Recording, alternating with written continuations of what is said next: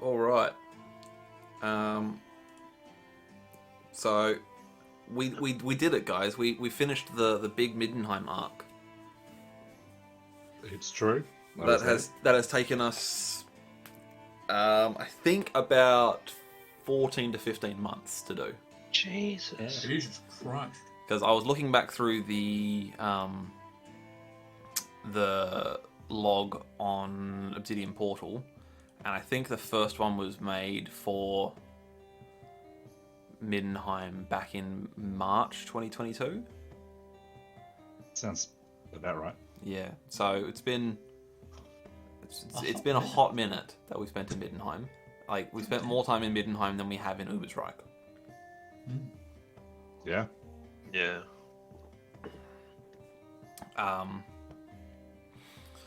So yeah, I thought we didn't do this last time, obviously, because we were so young we didn't know any better. Then it was a different time.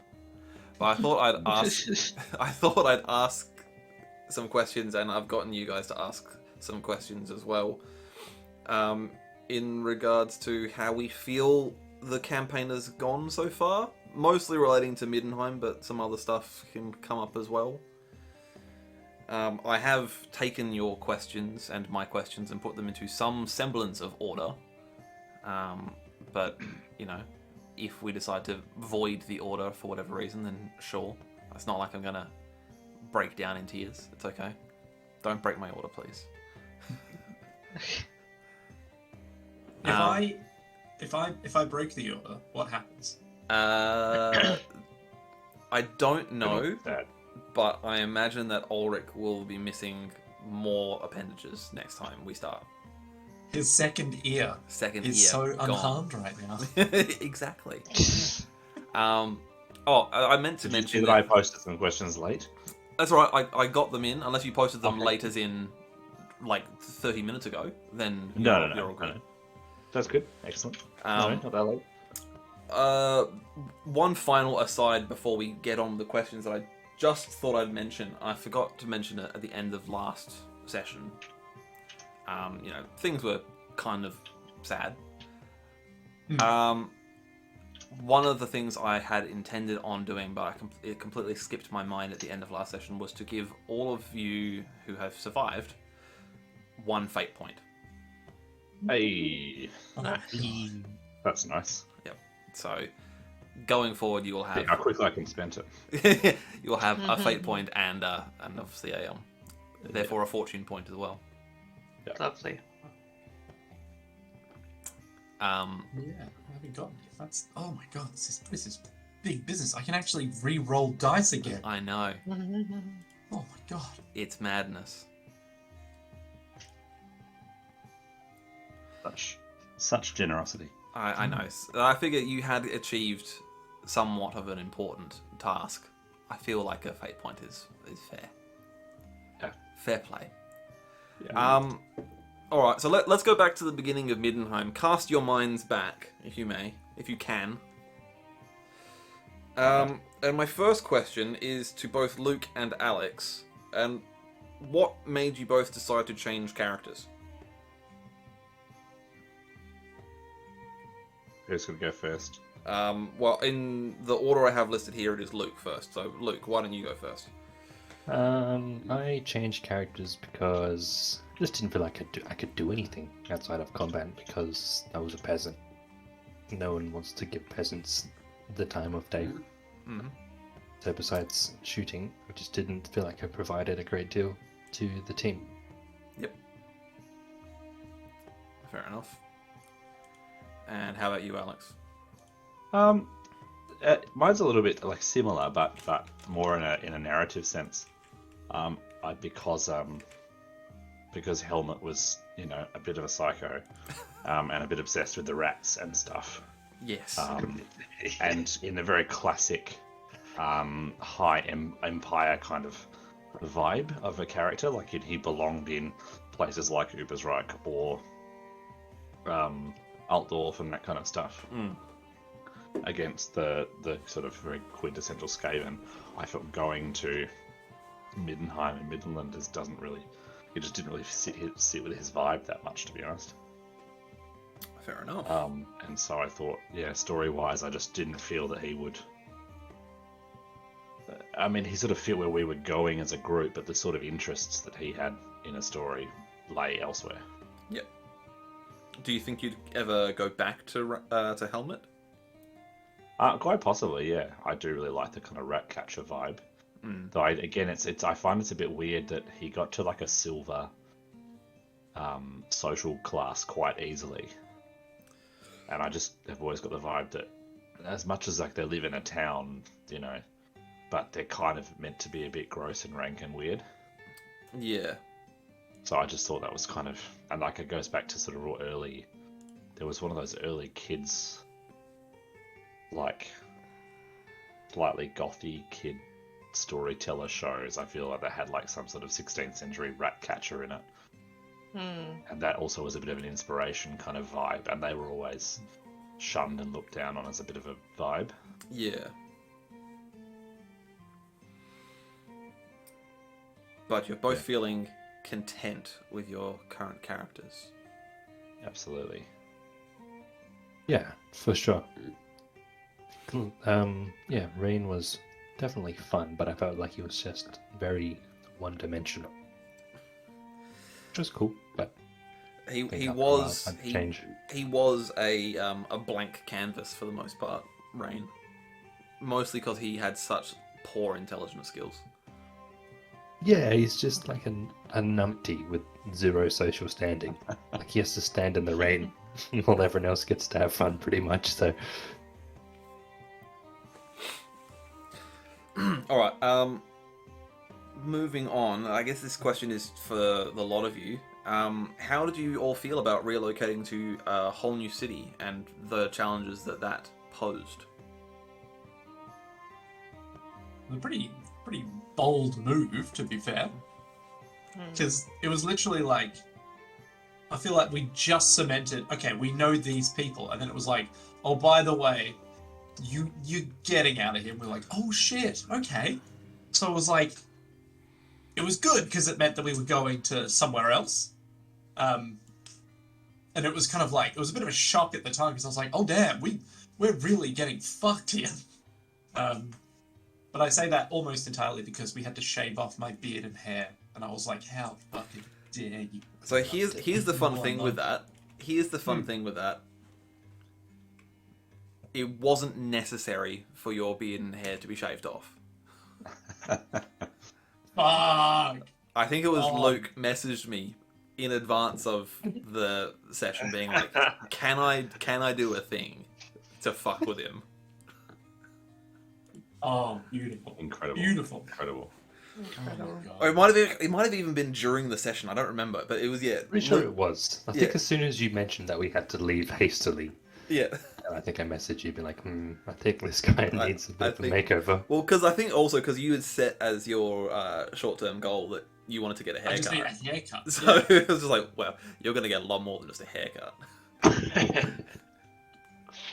Oh, I man. really enjoyed that whole sequence of like trying to escape and then Mm. going to a new city and having to like restart again. I thought it was cool. Yeah, Like trying to get in with different people in the city. It was kind of good as well because I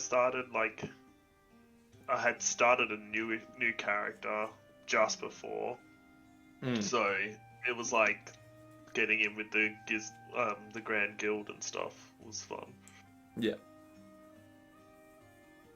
I came into it because I don't know anything about like Warhammer lore outside of playing like Total Warhammer pretty much. So I was just like seeing new cities and seeing the world. It was really cool, and I really liked the way you did it. Like I've played a lot of Diablo in my time, so just leaving a city in a cart and waking up in Act 2 was just chef's kiss to me. I liked that. Yeah, true.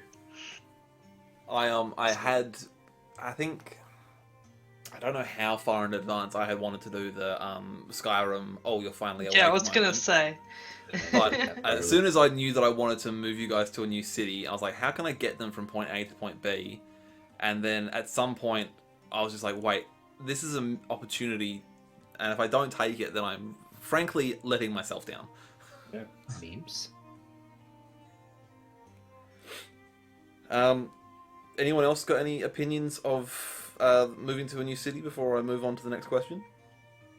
I think I was similar to Nick. Like, it was kind of a bit surprising, but also it felt kind of natural in a way, because again we'd sort of done a lot of pretty full-on shit in the city prior, and I was like, I definitely found myself in the last couple of sessions in Uber's right being like, how the hell are we going to get out of this? Like, this is major. Like, with the Inquisitor and stuff. Yeah. Deciding to come after us and things, I felt a little bit like, and the kind of halfling crime families. Yeah. And as much as we did well at that, like, but it's also like, oh shit, like we're kind of at their beck and call, really. Like, they can, they could fuck us up if they wanted to. Yeah. So that was a bit,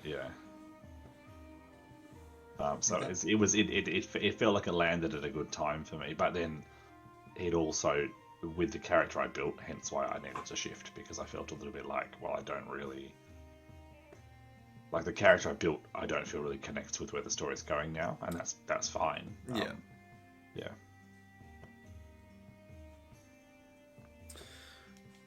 Alright, so the next question I had for you was more relating to the first sort of, I guess, session and a half, 2 sessions of the sort of Middenheim arc.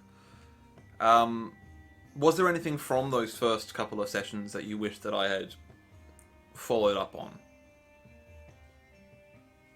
What did we do in those first few sessions? It was really... I called that sort of mini arc Finding Your Feet, because the whole purpose was, like, you're in a new city, you don't know anyone, you don't know what you're doing. You were basically trying to establish, where am I going to be living whilst I'm here? Where can I potentially find work? All of you had to go and associate with the various different guilds that you had to pay homage to actually work in the city. Steph had to be, I guess, recruited by one of the crime gangs to be able to undertake any of her criminal endeavors in the city. Mostly that, and like you also had that very brief stint where the guy who ran the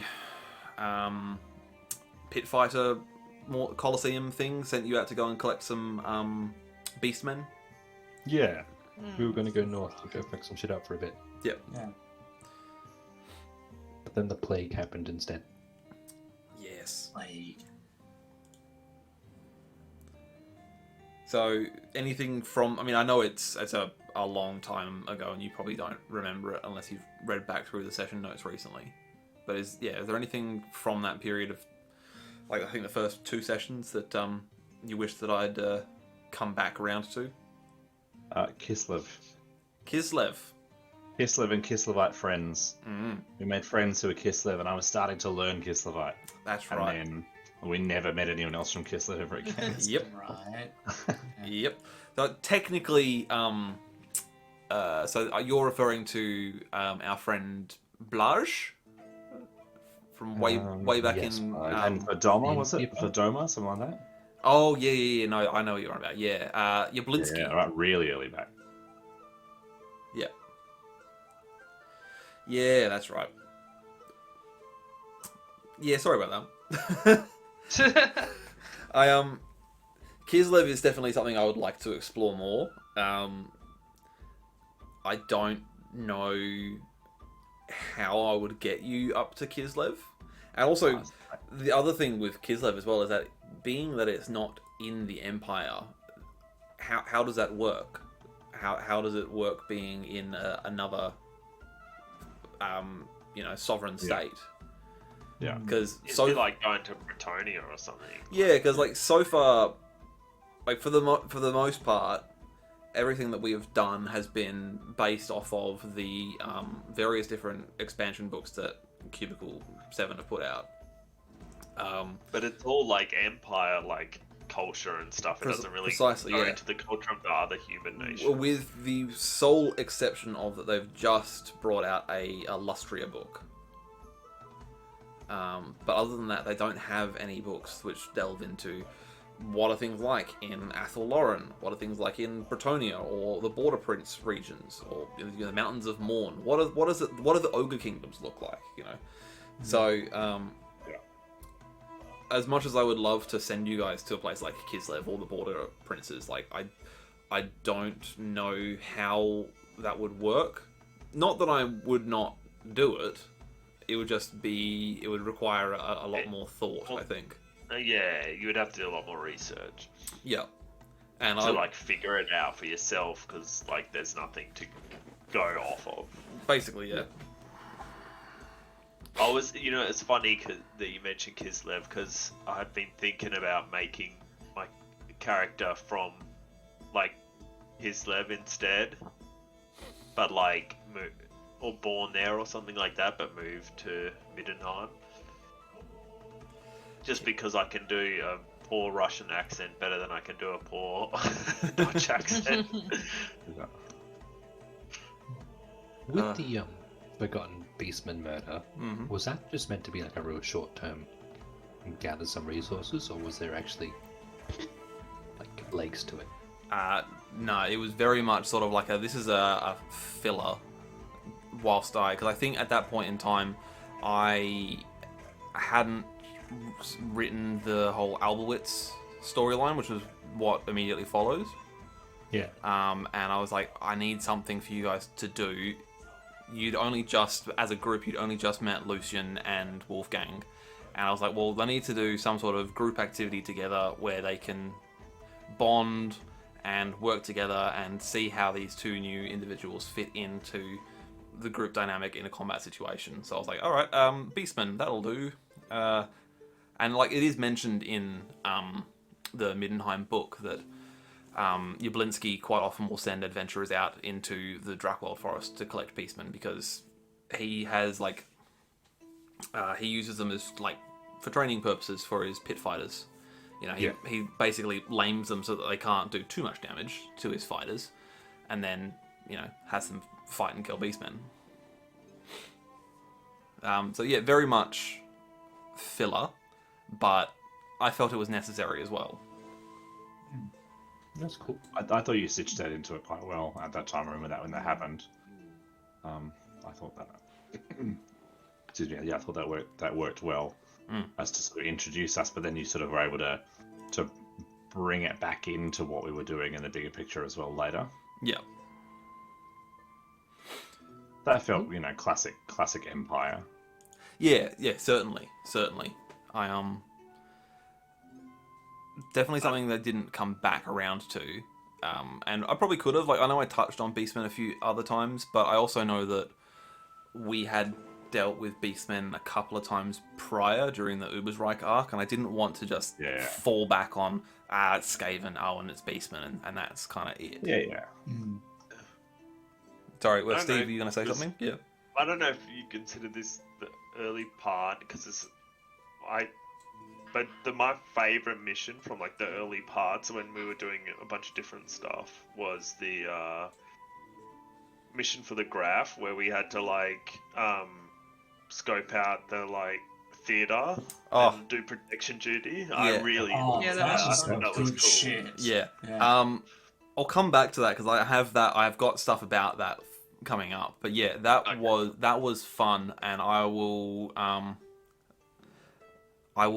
mention it later, but I did kind of steal that entire story from the Rough Days and Hard Nights set of adventures. Where to go? So the Rough Days and Hard Nights adventures are what we've been playing through in our one-shots when we do the live in-person one-shots. That adventure is not in Middenheim, it's in Nuln. But the characters are different, but I basically just took the setting and the rough sort of plot outline of the story and just transplanted it to Middenheim and changed some of the plot points to fit in with what's going on in the sort of political and social unrest plot points that fit into Middenheim. The way to do it. Yeah. Plus, it had a really great map, which I thought was quite good. I quite liked that it's a nice it's self-contained, but obviously within the story arc of Rough Days and Hard Nights, you could play it as part of a short campaign, and things that happened prior would have impact on the session, and things that happen in that session would have impact down the line as well. I like the choose your own adventure aspect of it, where obviously my RPG experiences playing games and trying to find out every single possible outcome in the room before you leave, so that was cool. Well, before we get there, I've already sort of touched on it, but how did you guys feel about the whole Albowitz storyline? What was Albowitz? That was where we we went across somewhere. So That was the town, right? the town that was being quarantined, and there was like some sort of disease that was causing the dead to rise, and It was like our first. That was our first like major story part of Yeah. being in Middenheim, was like investigating that. That was quite cool. I really liked that. I feel like we could have died a lot more. I'm glad we didn't, but I feel like the danger was there. I very much Those enjoyed wives were strong. Yeah. I very much enjoyed that, like, there were multiple sides within the town that were like, no, there's no problem, it's fine, versus, yeah, we're just gonna lay low for a while. Like, it was like, it wasn't just, oh, everyone thinks it's fucked. It was like, well, we can't help everyone, so fuck it, you know? I'm not wearing my mask away. Exactly. Was your plan always for everyone to die eventually in that town, or did we just fuck up? the town Albowitz. No, so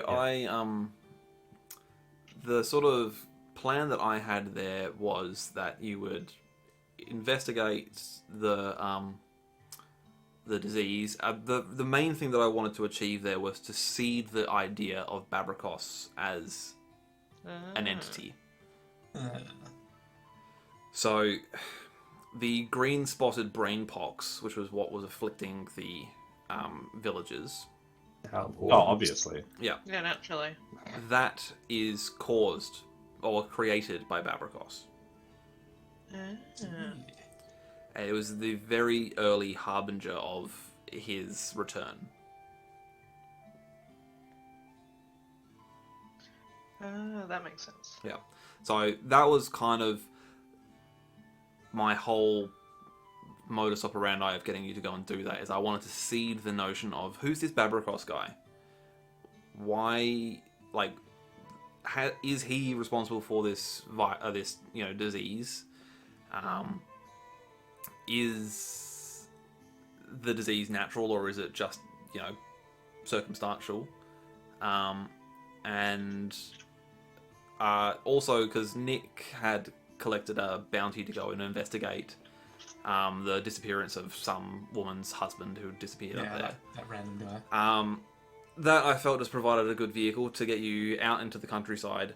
So there's a throwaway line in the Middenheim book which mentions that there are outbreaks of disease in the north of Middenland, and it's related to this green-spotted brainpox. And I was like, great, okay, throwaway line, let's go. Let's turn that into a mini arc. Nice. I liked good it with art. the survivors and stuff in the church as well. Yeah. Yes, I thought it was good fun. And that was cool. I enjoyed it. And I mean, obviously I connected with it quite a lot because I thought this is a good, being that Wolfgang can really line his sort of interests up with. Definitely. Alright, so coming back to the mission to protect the graph at the theatre, what did you guys think about that? I understand that you all think that that's quite a fun, or was quite a fun little story. Yeah, what I liked about it, I thought it was cool because my character had just got into the Grand Guild, and then they were there at the event. So like I was trying to communicate with them and stuff, what was going on, and there was like so many characters from the city there, so we could like interact with like a lot of different people, Yeah. which I thought was cool. Yeah, definitely. It just had a lot of avenues, you know? Like, it wasn't just one thing that you did. It was like so many possible things that you could do. Yeah. Yeah, It's all the very different ways to resolve what was happening and find out Yeah. what was happening. So And there were so many other seeds planted that we were like, wait, is it that? yeah. Is this what? You know? So I think there were 7 various different plot threads that I was trying to keep tabs on throughout that entire Oh, thing. God. The whole point of, particularly of the Rough Days and Hard Nights adventures, is that they're all supposed to take place in real time. So things are supposed to just be happening all the time. So you should always. My goal, and I hope it paid off, is that you always felt like you didn't have enough time to get on top of everything. Pretty much. Was there actually any impending peril in that, or was it all sort of smokes and mirror? No, if you hadn't stopped the bomb, it would have gone off and it would have killed the Graf and his immediate family who were there with him. Oh, shit. Yep. Well, fuck. Yeah, And the just feeling graph more is... sad that I missed it now. Yeah, the graph is not a small-time player either. He is... No, very much not. Yeah. He is definitely one of the more important nobles in the Empire. Yeah. You know, he's only got one eye. That fucking guy. Not at this point in time. At he least, yeah, later in the canon. later in but canon, later. he loses an eye. Funnily enough, to one eye. Oof. Just imagine what would happen if he didn't lose that eye and instead lost his life. I know, Like, that'd right? be playing Um, fast and loose with the law then. Ooh, Yeah. ooh. how did you feel about having gained a level of notoriety and earning favors from the Graf? I would have been pretty on board with that. Would it be a big fish? It's kind of interesting. Like, the concept of having a favor in this world is really weird. Like, because I'm not sure how or when I would exactly use it, but Yeah, that's yeah. the hard part. Yeah. But you just know when there's like some massive fucking thing that's going to happen, you're like, hang on a second. Didn't the Graf own like Middenheim? Couldn't we get like a hand from him for this very big thing, you know? But yeah. It's just finding that one time where you're like, yes, now is the time to use the favor. And did you enjoy the aspect of the boons that he granted each of you? Yeah, that was cool. That was cool. Yeah, it was good. It was cool. Yes. Yes. Getting any sort of like mini reward or whatever is always like a good thing. Yeah, It always feels good. It's like something extra. definitely. Something tangible just feels more immersive Kind of sometimes. I guess. personalised. Yeah. Feels Alright. thoughtful. Yeah. All right. Well, let's jump ahead slightly to the first venture out to Karak Kazarak. Oh, fuck. Those fucking greenskins. Those fucking greenskins. Those fucking greenskins. So, before we get into the full greenskins bit, how did you enjoy the battle that we had at the start of that? Yeah. I did. I actually quite liked it a lot. Yeah. It didn't necessarily feel like we were on brand, but at the same time it was like, well, this is fucking great. Fucking Warhammer, let's go. So yeah. And yeah, you enjoyed the battle endeavors that you had to do before the fight to see how that Yeah. sort of swayed the outcome of the fight. Yeah, I thought that was cool, like Yeah. sneaking into the camp and stuff. I personally, I felt like I rolled atrociously during that because I on paper it should have been a much more balanced fight, but you guys just decimated the orcs so quickly. Yeah, we did. So that in part was why I sent you guys into the dwarf hold itself to finish the orcs off, because I was like, well, this has gone far faster and has not worked at all like I thought it would. I genuinely thought that it would be a much harder fight. I think because of the system and us getting points, it snowballs really fast. 100%. But that cannon shot did put the fear of God, I think, in at least my character, even though I wasn't even involved with it, but how much damage it did. Yeah. That cannonball really almost fucked me up. So Yeah. yeah. Did you spend your last fate point then, or was it? Yes. Yeah. I So think that was my last fate. I was like, well, it's either that or I get blown to literal smithereens. All right, guess it's just not die time. And I suppose following on from that, the fight with the orc boss inside Karak Kazarak, was that a concern? Considering, I think at They one were pretty point, scary. point, I think 4 out of 5 of you got to 0 hit points. Yeah. I burned. I think in that fight, it was because I burned. I think pretty much all of my fate was done in that fight. Yep. Because I was like, that was where I min-maxed a little bit too in this weird way, which I think is an interesting quirk of the system. Because I was like, my fate or my doom was about orcs as well. Yep. I'd chosen my doom to be about, beware the greenskin foe. So I thought, look, if I die here, then I'm gonna roll a really fucking good next character. Yeah. But also, if I don't do this now, we're probably all dead. Yeah.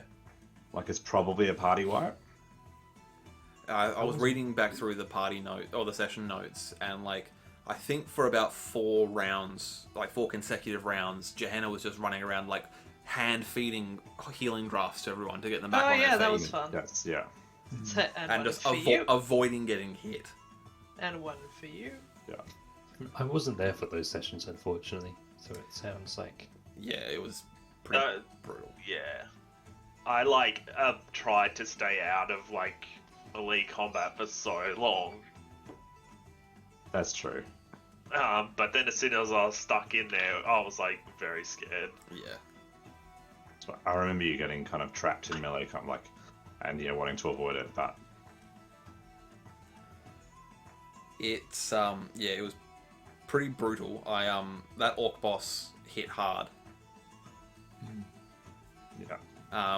I will say one thing that I had wanted to do more in the battle prior is one of the other additional sort of orc characters that I had created was a goblin shaman, who I think died immediately to a cannon shot, so I didn't get to do any of his fun spells. Oh. Amazing. But These cannons. What is magic to a giant fucking ball of iron? Ball of iron.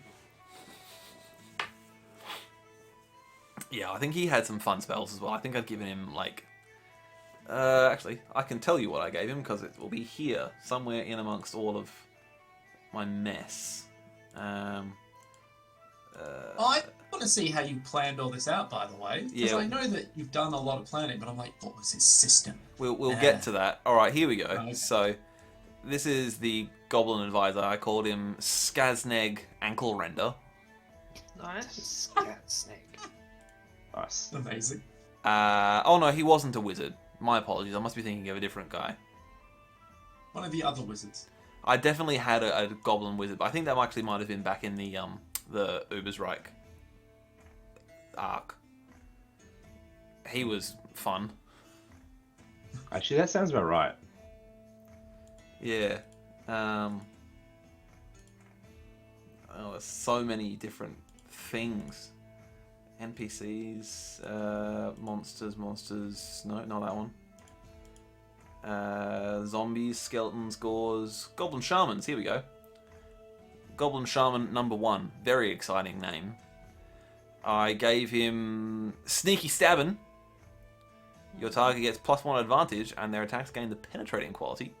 Oh, Itchy Nuisance. That's a fun one. Yeah. Target takes -10 to all tests and halves movement for willpower bonus rounds.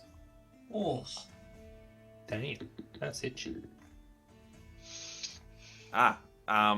We have a question from Steve in the chat. Thanks, Steve. Yeah, I just wanted to add it to the list. Thanks And I was for- like, I don't know where to do this. He has said... Oh, well, you read it out. It's your question. Well, Yeah. Yeah, I said for the humans of us, how do you go about choosing your dooming? go on then.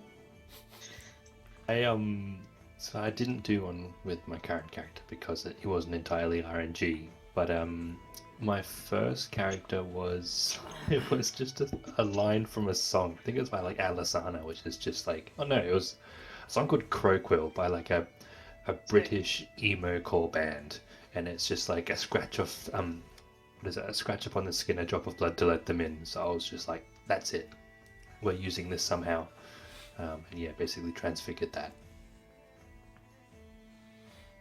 Nice.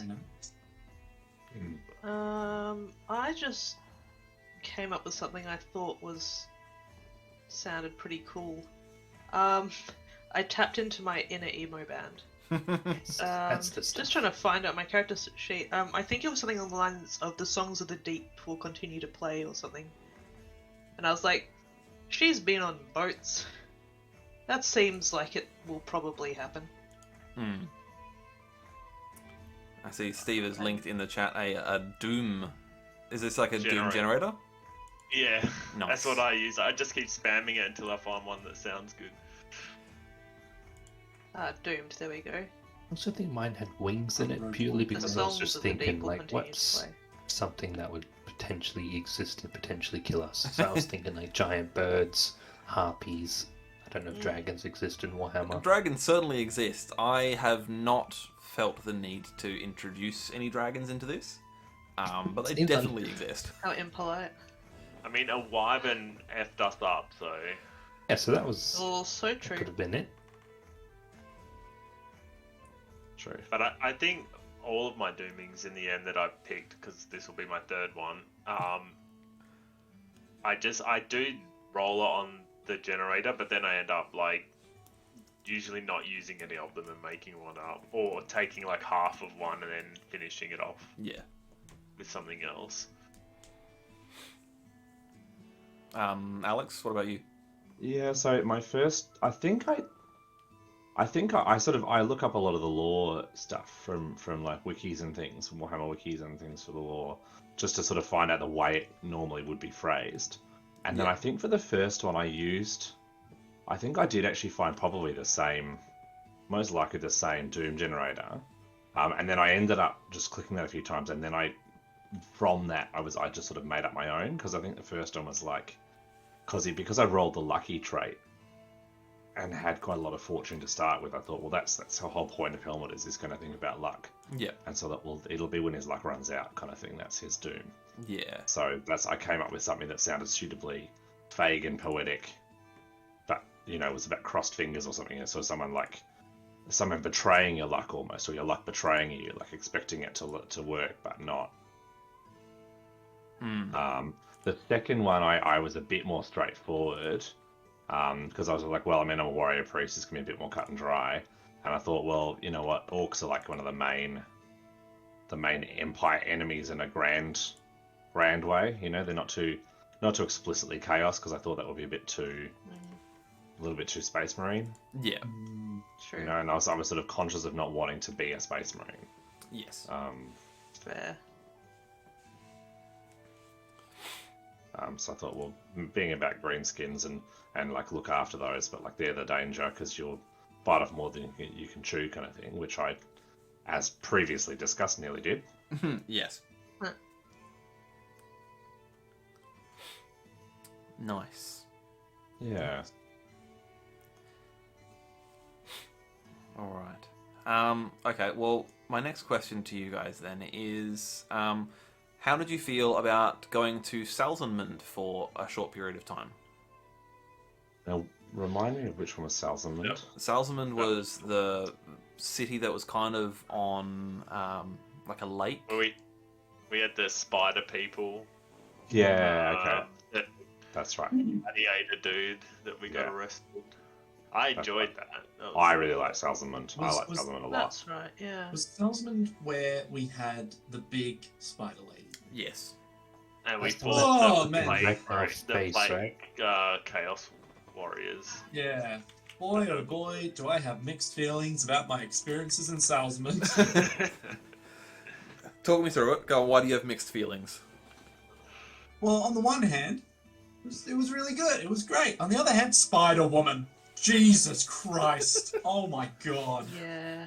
Holy So, fuck. I was not prepared for that image. I was like, oh god. Yeah.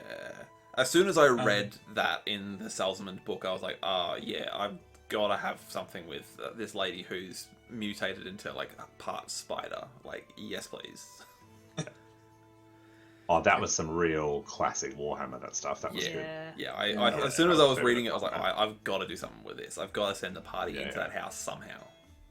I actually feel like the whole of Salzamund was the most Warhammery. I agree, actually. Yeah, I well, because we had the Nurgle cultists too, didn't we? The Nurgle, like... And then we got the Khorne gladiator. Yep. Like Khorne, Yeah, that's the right. witch hunters. So I think up until that point, I was like, you guys have really only encountered Slaneshi demons. I want to do something that involves the other 3 Chaos Gods. Yeah. So I was like, the Spider Woman, she became a spider, or part spider, because she received a totem that was blessed by Tzeentch, Yeah. the Lord of Change, obviously. Then I was like, well, I've got to do something with Khorne and then something with Nurgle. And I was like, alright, well, I can make this work. I'm sure I can find something. And there were little seeds in the Salzman book for basically all 4 of the Chaos Gods. So I was like, okay, well, I can make this work. I didn't even think about the fact that it was the other 3 gods. Yeah, same. I didn't like. I did notice that we'd sort of faced a lot of Slaneshi demons, but also I was a bit like, well, that's fine. Like, they've got pretty iconic demon types. The other ones can be. Because I think now you've faced several demonettes, I think. Yeah. Yeah. Yeah. So there was the Mirror of Desire arc back in Ubersreich that had a Slaneshi demon. Was there a flesh painting or something? Yep, that was the Eye for an Eye, which that technically was a Slaneshi demon. It wasn't a demonette. If it had actually properly manifested, which it didn't, it would have been a greater right. demon of of Slanesh, Yeah. which would have been not fun. No. So, yes, because you managed to prevent it from fully manifesting, it was only like a lesser demon of Slanesh. It still, I think, fucked you guys up from memory. Yeah. But yeah, I had just... A lot of the storylines in Ubersreich revolved around Slaneshi demons. And I was like, sure, it's fun, and also, you know, humans are forever getting into carnal mishaps, for lack of a better term. But also, like, it's good to not be horny on main all the time. Yeah, exactly. So I was like, let's do some other stuff, and I felt particularly like having a necromancer as the big bad of this arc. I felt rude to not have something to do with Nurgle. It was also fucking terrifying when you're like, oh, he can just fuck us up. But he's not a god. But he can really fuck us up. I was pretty like in Salzman worried when we came out of that room and there was like 2 Chaos Warriors. I was like, oh Yeah. no, this is gonna be bad. Yeah. You guys been short work of them though. I know, but I was like, well, We were thinking, oh fuck, they have arm? Oh no. because like we I was hadn't just missing to just fought choke everything, basically. Yeah. Yeah. We hadn't fought anything so armored before. No. Yeah. Because even like the Slaneshi demons are not really armored; they just have the ward. Yeah. Mm. But we kind of trapped them in a hallway, so they got Yeah. like bottlenecked. Yeah, basically. Yeah. I had hoped that I could get them into the bedrooms where you were in, because that would at least give you them a bit more room to maneuver. But they did not. In unsurprising fashion, I didn't roll well, and so I couldn't get them to barge through you into the rooms. Yeah. And I think one of us rolled exceedingly well on early on and just hit them for quite a lot of damage to start with. Yeah, I agree. That whole mini sort of arc as well is where I first started introducing some, I guess, what's the correct whispers in the void, I suppose. Oh man, I remember that one fucking sequence where you were like, "Hey, you know that lady? Yeah. You want to get rid of a corruption point?" I was like, "What about the lady? What do you want?" It's like, "Well, if you want to, be free of corruption, maybe you should just, you know what I'm saying?" I'm like, what? No, but she's all right. It's like, "Oh, well, she could be better if she was dead." I was like, "Oh no!" But I want to get rid of that corruption point. No. It was brutal. But Korn wants you to get rid of that corruption point specifically. Yeah. Very much so. It was like, as soon as you were like, you can get rid of corruption point, I was like, oh, easy money. I'll just fucking kill them. And then it was like, Korn wants a short king. oh man. Chaos Dwarves are a thing. That's true. Yeah, brutal. Just brutal.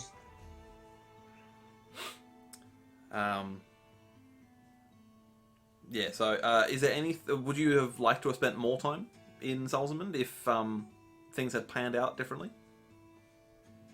Like for me, probably, yeah. That would be pretty cool. Field trip. So none of you felt it was an unnecessary sojourn to a different city for the sake of going somewhere else? No, well, it was I good. thought it was pretty good. Necessary. It's never an unnecessary thing if it's fun, No, exactly. Cool. Good. I'm glad that you enjoyed Salzamund. I enjoyed the time we spent there. I very easily could have kept you there longer, but I also didn't want to drag you guys away from the main storyline that was driving through this whole arc for too long.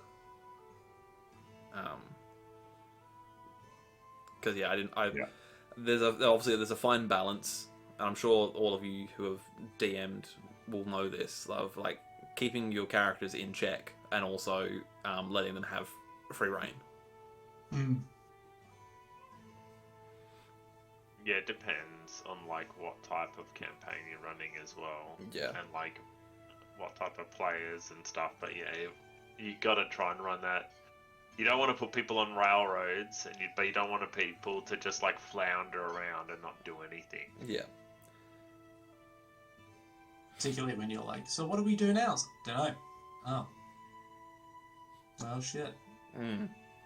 Yeah. Was there anything from the time in Salzamund that you would have liked to have explored more? I kind of was quite interested in exploring more of the Chaos cults a bit, to be honest. Like taking that, seeing where that story led, Yeah. that we uncovered from the books and Spider Lady, and being like, well, this is like, I will say, and I think it is mentioned in the note that that you have now, that several of the people that have links to Chaos or Chaos cults or whatever are not just Salzamund based. There is definitely some people further afield. Mm. Yeah. Yeah, it's the name. That's right, because we had that list of names, and there were some from Ubersreich, some from Middenheim, and from Salzamund as well. Yep. If I recall correctly. Yep. Just future-proofing myself. Yeah. No matter where I send you, you can have a thread. Here's a little breadcrumb. All right, we'll move on from Salzamund. going back to Karak Kazarak, what did it feel like coming back after having successfully purged it of the orcs? Weird. Very weird. In It's what like, way? we come back, we're basically war heroes, but no one knows. It was very odd. I was like, oh, well, we did that. Cool. Yep. Almost died, but did it. Yeah. Very strange. Very strange. That's not where you became a slayer, right? That's a different. No, that was the Wait. second time we went back. No, this is the second time we're referring to, yeah. Okay. Never mind it. It was even weirder coming back the second time.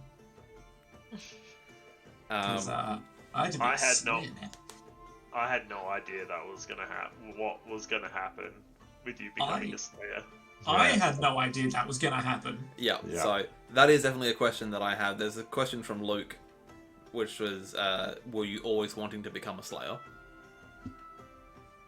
And a follow-on from that is, how do you feel about me essentially forcing you to become a Slayer? So, I think I was always like, Slayers are cool. But the more that we played, the more I think it veered into the territory of like, this bounty hunter is just a dickhead. So it was good to be like, hey, you know how you helped that elf that one time? Yeah, turns out your family did as well. You're a terrible person. I was like, oh, this is some nice poetic, like, through lines that is happening here. But it was also like, the amount of damage that I was doing was just like, if this dude doesn't become a slayer at some point, what the fuck are we doing here? Like, yeah, I don't know. It kind of felt... It felt kind of natural to fall into the role of, well, he does so much damage already. If he was a slayer, he would just destroy everything. Well, he's a slayer now. Like, if that makes any sense whatsoever. Like, Yeah, I don't know. My question for you, Nick, is in that situation when the dwarf started running his mouth, like, I just assumed that you're just going to turn around and kill him. Like, I didn't think you would just sit there and cop it. I thought you were just going to straight up murder him. Well, that's not the dwarven way, right? That's I not thought the... that's especially the dwarven way. No, so my I think originally my, like, motivation... If I find my character sheet... I think your motivation is know your fucking worth. Yeah, it was something like that. Or, like, prove your worth. That's what it was. So, it was originally something like prove your worth or fuck off, basically. That we then got down to prove your worth. So it was kind of like, well, if I'm holding myself up to my own ridiculous standards, then it only makes sense that I should take the Slayer Oath, because if I don't, what kind of dwarf am I, you know? So it was like a... Exactly. So, yeah, it was kind of like, if Ulrich himself was gonna compromise on that, then he'd probably be like, I can't live this down. I literally can't live this down. And he'd just go deeper into whatever spiral he was going into already. But then it was like, fuck, there's no deeper spiral than taking the Slayer Oath. Let's go. Because after that session when you did become a Slayer, see, in my mind, I thought you were going to just murder the shit out of him and then take the Slayer's Oath. Like, to me, that was been like, oh, that's the perfect setup or segue into becoming a Slayer. Just murder killing this another dwarf. guy running his fucking mouth and in the honor of your family, and then become the bad boy. Yeah. But then I have more than one grudge now. Now I've got 2 grudges. I see. I mean, one of them's far, worse than the other one. You helper. Fucking goddamn it! I still love the fact that it was like, yeah, I helped my old rival, when he was in that Ubersreich kind of prison. But turns out my family have a history of it. It's not right. It's not right. As a sort of side question to Luke's question, he also asked, will the Emperor Lich be your new main target? So, first I need to get a troll head. Yep. Then once I get the troll head, I need to get a giant head? Giant head. And then I need to get a Dragon head. dragon head. Then I get a demon head. Yep. the Lich probably falls somewhere in between the Giant and the Troll. Even if it's an Because, emperor? well, Emperor ain't shit. He's not even a real Emperor. Like, what the? Come on now. He's a fucking Lich. Like, So- what's he gonna do? Spell me? I think- I'm resistant to magic. I'm a dwarf. One of my favourite things about this is the fact that the whole reason that Ulrich thinks that the Emperor is a Lich is because you failed your Gossip test. gossip test as an endeavour so hard that I was like, okay, what's the most ridiculous lie I can come up with that you're going to believe as complete truth? I was like, okay, yeah, the Emperor's a Lich. I can't get past the fact that, like, that still just is sitting there. We haven't done anything with it, but we know that if it ever comes up, I'll be like, oh, yeah, Emperor's a Lich. Yeah. Yeah, and also, interestingly, you guys now have a summons to go and have an audience with the Emperor, so let's see how that pans out. Yeah. My guess is not well. Probably not well. It's just fact. Like, it's just not acknowledged. It's just, the Emperor's a Lich. It's just Yeah, we all know it. Like, Well, one of you knows it, the rest of you are like, well, no. I mean, when I say we all know it, I'm not talking about the sheeple, all right? I'm talking about, the real. yes, the Real awakened OGs ones with amongst their third eye has been opened. Exactly. I listen to a lot of Tool, and I Live in a lot of parents' basements. let me tell you a thing or two about the rank stench inside my parents' basement. Oof, I've been cultivating it for years. It's just alcohol and elf sweat. Harking back to the return to Karak Kazarak, did you enjoy that it was a series of puzzles and not necessarily just whack the thing, move on? I thought it was good. I thought the puzzles could have been even harder, to be fair. 'Cause, Yeah. there was like maybe 3 bits where there were puzzles, and we were like, "Oh, we just got to do this," but it wasn't like and this is always hard to do in like any RPG like this. Very format. hard. Yeah, it's like there wasn't like a dwarven riddle on a door or anything like that. You know what I mean? But it's so easy, you can increase the difficulty by what you think is the tiniest nudge, and then the players just don't get it. Exactly. That's it. It's as someone who's GM'd a fair bit, as you know as well, it's like you'll put something that's in, it's a year 3 puzzle, and a bunch of grown adults will be like, oh, what? Yeah. Yeah.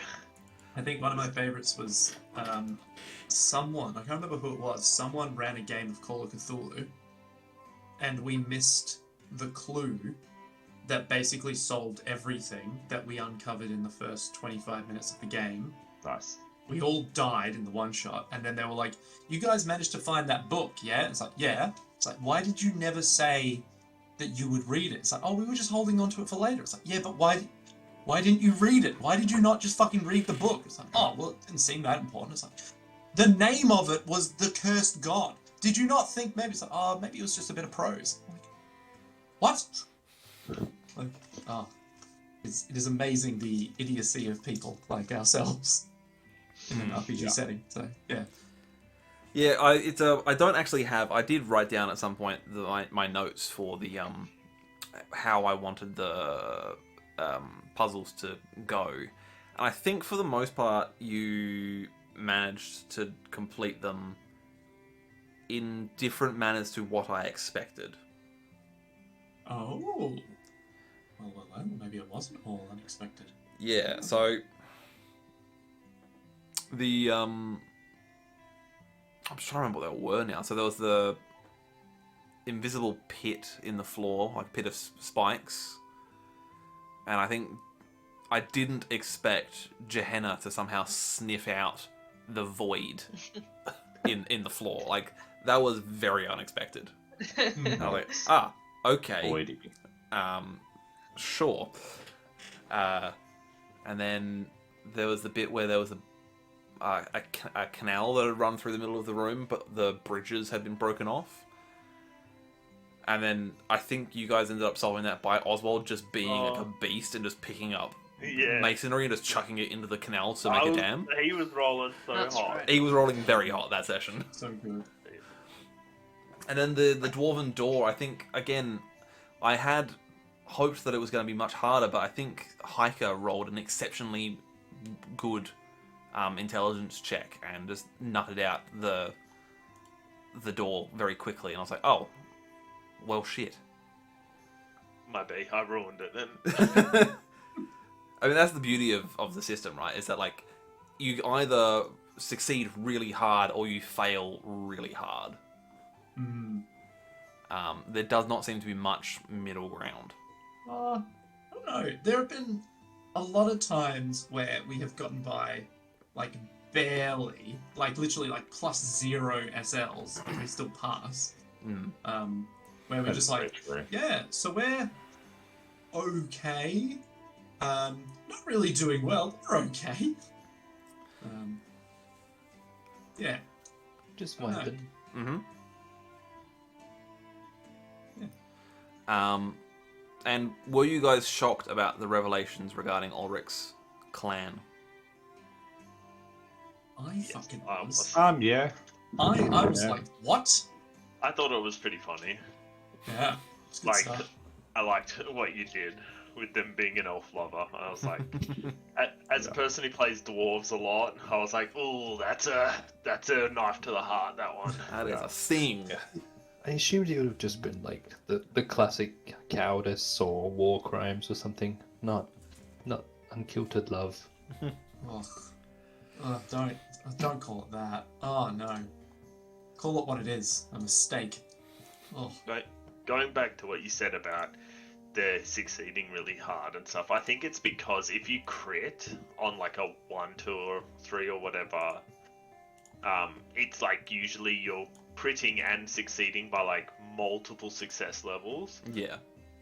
And if you crit fail, inversely, it's really bad. But Yeah. a lot of the time, it's like, yeah, just mediocrity. It's just when you roll big, it's like really big. Yeah. What was that time where it was like, was it one of the magic users in the Babrukos fight got like 24 success levels or something? Oh, yeah. I think that was the wizard that Alex was playing. Yeah. He got That's some right, yeah, he stupid was a success freak. In the levels. first round or something, Yeah. got like 26 success levels or something ridiculous. Oh, Yeah. so good. So good. Yeah. Yeah, he was a beast. Just before we move on to the next bit, I failed to mention in the previous bit in about Kazarak. So there was actually a little something extra that I had hidden in that within the hold that you guys looked at. I'd prepped for it to be a thing, and no one followed up with it, which I thought was hilarious. And it, particularly hilarious for Luke, because Luke, this entire time, has been like, there's not enough fat loot. My inner loot goblin Don't is rub me off the loot struggling. goblin. I'm such a loot goblin, and there's no interesting loot. And I was like, fine, you want interesting loot? I'll make some interesting loot. So I God made damn it, Ben. a magical item, and you guys looked at it and left it behind. What was it? What was Yes, it? we did. Right, so it was. I'll show you it. You can't have it now, so it's too bad. So sad. Yeah. It I was. think you'll find we go back to Kazarak Yeah. and Road trip. It Yeah, I was reckon maybe we'll just blow you in. this. It was a dwarven ring. So, do you recall you found like a massive sort of audience chamber, and there was like a Yes. a I dwarven didn't take skeleton that was sitting in a throne, and there was a there was a ring Yeah. on his finger. Ulrich spends a good few minutes looking at it and examining it, and goes, "Oh, this is a cool ring," and then doesn't take it. Yeah, I didn't want to take it off the corpse. Deserved to be a slayer. Yep. For that alone. The ring was a magic ring. It had the ability. It was a striking ring, which means that the wearer of the ring may use one of the following talents in a 24-hour period. So it could be either strike mighty blow, strike to injure, or strike to stun. Oh, Cool. Yeah. God damn. It not. Oh, it duplicates the effects. Okay, so you can Yeah, use you it can- for free basically Yep. once. And you use it for 24 hours. So if you say, okay, for this session, I will have Strike Mighty Blow, and then for the duration of that day, you would have Strike Mighty Blow. Oh, well, Wish you just didn't say anything. sorry, I feel like it's one of those things that it's kind of novel to me to like let you in on the things that you could have found had you, taken the time. Always Agreed. Devastating. All right, so at the end of the Middenheim arc, you all fought Babrikos. What were your feelings about that fight? Fuck, it was long. Jesus Fuck me, was Christ. it Yeah. long? I think it is 11 hours of gameplay for that one fight. It was beyond crazy like Really feel like we did the best we could to avoid the objective for as long as humanly possible. I was very impressed with you, Luke, for somehow trying to keep everyone on track after like 2 rounds of combat, which took like 6 hours. Fucking 5 hours in when you were still asking if pillars had been dug or not with Yeah. my little squares, I was like quietly losing my shit. I Yeah. I was was trying the whole time. I had like my 2 guys, or basically my whole squad at 1 pillar, and as soon as I would kill them, everything around me and go to do it again, they'd all come back, and I'm just like, oh, I'm stuck in combat again. Dude, when have you fucking like resurrected that goddamn troll? I was just fuck off. This guy's just pulp at this point. Just stop. Oh, it was too funny to not keep bringing the troll back after the 3rd attempt to revive him. I was like, I've got to keep this going now. Weirdly though, for an 11-hour combat, I was like, this is fucking great. Like, I think having, 4 NPCs plus your PC was a bit much, but at the same time I was like, fuck yes. Yeah. I thought it was Do it. awesome having a squad of boys around just to Yeah. try different things. I really, really enjoyed that part. I thought that was awesome. Not gonna lie, it was fun until I lost Oh, like 3 of my 4. Well, actually, like almost all of my characters except for like 1. yeah. It was very boring after that. Yeah. Oh man. I was just like, I felt like I had the most OP character with the elf guy. What Yeah. was it? Where it was just like, sit at the back, I can literally shoot from the back and do more damage than anyone can in melee. Yep, this is good. And I was like, god damn. God Yes. fucking damn. So, yeah, that was. I think in hindsight, I might have made the NPC a little bit too OP. The A lot of champion them- was like, They're meant to be like leaders and yeah, big fighters and stuff, so it kind of makes sense. And like Yeah. Yeah. the wizard is like a friggin' yeah, like super character in Warhammer. yeah. I I mean, it was what I thought. I sort of like it was good, and I think, to be honest, we all handled it pretty well given the immense task that it was. Mm.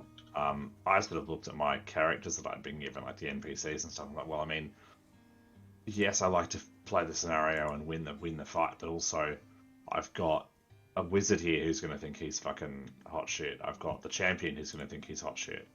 Mm. I've got a Wolfgang who's going to think he's hot shit, and then I've got some guy. So the some guy is going to be doing the digging. Yeah. Because he's going to take one look at going, yeah, I'm not going to fight the zombies and shit. I'm going to, like, I'm just going to dig and get out of there. Do the less dangerous stuff. I absolutely Yeah. loved the henchman. Just Yeah. fucking cuddles with the shovel, just doing his best. So good. I think The that fact that it was such a good contrast against this dude literally one shot the necromancer this round, and then there's just these dudes being like, Got 9 hit points, just surviving dig, for just the dig best. the dirt, bro, dig the dirt. Yeah. I think for me I kind of at the start of the Middenheim arc when Gehenna had got to that tier and I'd given her those henchmen, I'd kind of forgotten to do anything with them or give Steph the opportunity to do anything with them. So I was like, oh, I need to make sure that they come along for this, so that they're actually participating. So yeah, I was like, oh, I've got to involve them somehow. And I mean, look, you've got a bunch of nobles in your group. Someone's got to dig. It ain't gonna be them. Yeah, that's it. That's it. What's crazy is like out of my whole squad, I think the Jouster and Bruiser did the most damage. Everybody else in my party was useless. I tried to cut like prayer multiple rounds, never got any off, except for one. And like Hiker couldn't hit anything. It was bad. But Bruiser was the beast. He was taking out zombies. Yeah, Just whacking shit with a shovel. Yeah. But yeah, I thought it showed some of the, and this is not me saying I didn't have a fun time, but I think it shows some of the idiosyncrasies or even weaknesses of the system, the game system for that kind of battle, in the sense of my wizard, the sorcerer, who's meant to be the head wizard for this city, and it's not an insignificant city. Yeah.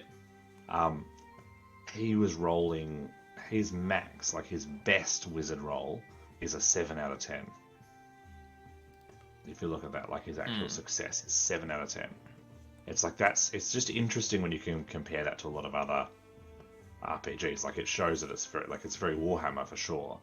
But comparing that to a lot of other RPGs, that's actually quite a low Definitely. success rate, given that he is meant to be like god tier sorcerer. Yeah. It's definitely a system where you play a normal, regular Joe, not a hero. Exactly. That's what drew me to this system in the first place, is that you're not your classic D&D heroes who they get into a big scrap against, the big bad, and then they have a long night's sleep and all of their wounds are suddenly healed. No. Like, you For get sure, hit, yeah. you're fucked for a while. Yeah, no, and I love that. Like, it's way better to be like, I lost an ear. Yeah. Like Deep that space is in that ACL. bit of it stuff. Ooh, just so good. But like, I think going forward, if I were to go back and like run a D&D campaign, I think that would be something I would take from this system and put it into, into a D&D setting. Like, you can't just walk out of a big fight having taken some grievous injuries and expect that you can just sleep it off. Yeah. Yeah. if I'm on 1 HP, I'm having a bad time. Yeah, exactly. I very much I enjoyed. started watching a group playing called Dimension 20. Yeah. Yeah. And they have like a rule where if you get crit, you have to roll like a concentration check, like half the damage as a constitution saving throw, or 10, minimum of 10, on top of the normal crit damage, and then if you fail, you get an injury and then a level of exhaustion. See, Brennan And on a crit, no, that's just if you take more than half your health in damage, and if you get crit, then you roll basically that same save, and if you fail it, you insta die. Yeah, right. So, or both players and enemies on crits have a chance to just die outright. Yeah. Yeah, no. Which I think is cool. Something like that would be good, because then it puts some real fear. Because once you get past like level 5 or 6 in D&D, it's like, unless the DM throws like really hardcore monsters at you, like it's pretty tame. You know what I mean? Yeah. One of the things I like about this system, are we in the system part of the chat now? We're not quite there yet. I do have some more Babracross questions, but finish your question and we'll circle back to them.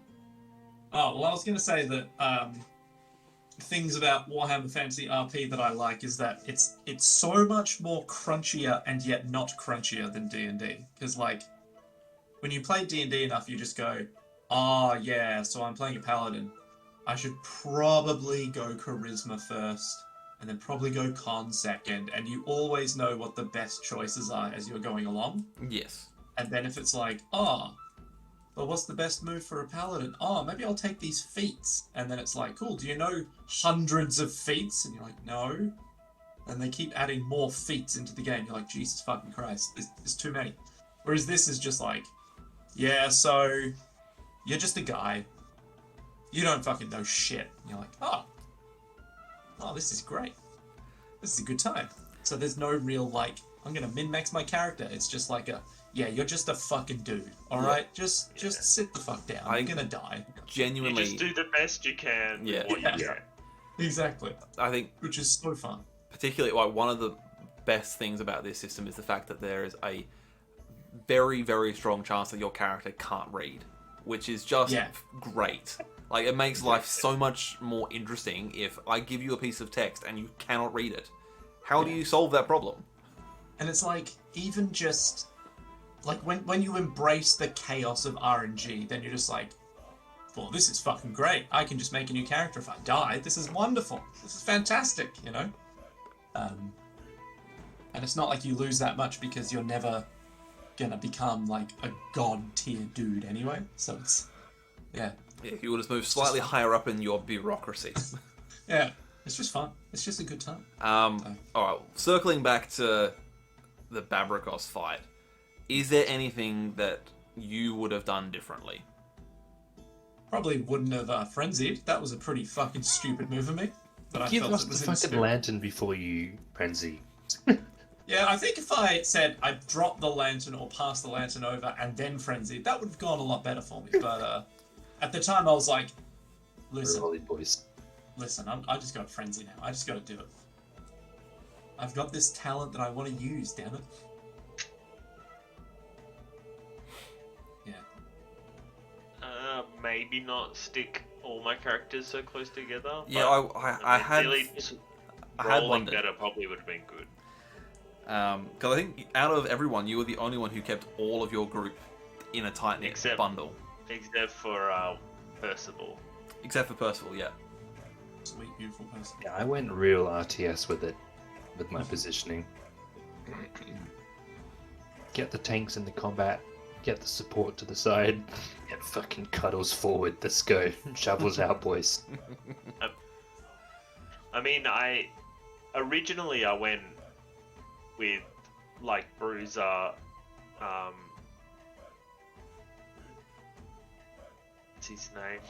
My apprentice, always forget it, Oswald and Hiker, because they're all like squishy. So I went up in the corner and then I pushed like Percival into the center and the warrior priest like halfway up, but then all the stuff spawned and I was like, I need somebody to take damage back here, so I brought the warrior priest back, but then it ended up being a good target for the spell that was ultimately my demise. Yes. Well, leading into that, not only did you lose Hiker, but you also lost Oswald and therefore your contingency plan. Yes. Brutal. Just Was that as big a gut punch as I felt it was at the time? Yeah, I was pretty angry about it at first. Because in the game, like, you have resources that you can burn to avoid those situations a couple of times before, you know, you can't do it anymore and you're dead. But I couldn't use it because it wasn't on a D100. Yeah, exactly. It was just quite literally, you roll a d10 And you die. cry. And, like, Anyway. I'm not mad at you, that's just the spell. Like, that's part. I'm mad at the system for putting that spell in, but, yes. you know, so at first I was salty about it, but then, I don't know, 5 minutes later, I'm like, I get to make a new character, whatever. So, The key thing, isn't it? It's just literally like, oh, I can just make another character because that's just. I the mean, system. the more I think about it, I was like, there's some threads I would have liked to have finished Yeah. with Hiker, but, you know, that's the nature of the beast when you play a game like Yeah. this. I think I was looking back through the dice rolls for that session, and it was quite literally consecutive rolls between Oswald and Hiker. Yeah. Like, there was there's nothing in between them. It was just like, oh, Oswald's gone, and we were all kind of reeling from like, oh shit, Oswald's gone, and then literally the very next roll, Hiker's The gone. next turn was Hikers, and I was like, Whoa. because it lined up like that, where after I rolled a one for Oswald, I was like, oh well, whatever. Like, it happens. Then you're like, oh, Tyker's turn. I was like, I'm gonna roll a 1. I knew it. Like I said that to myself. I'm gonna roll a 1 because it's back to back. It's gonna happen, and it happened. So. Yeah. You seem to have the worst luck with consecutive rolls of any human being I've ever seen. Like, it feels like that. Yeah, as soon as Sometimes. you rolled that first one, there was literally no possible way that it wasn't you were. Yeah, it was You fate. could see it happening in slow mo. Yeah.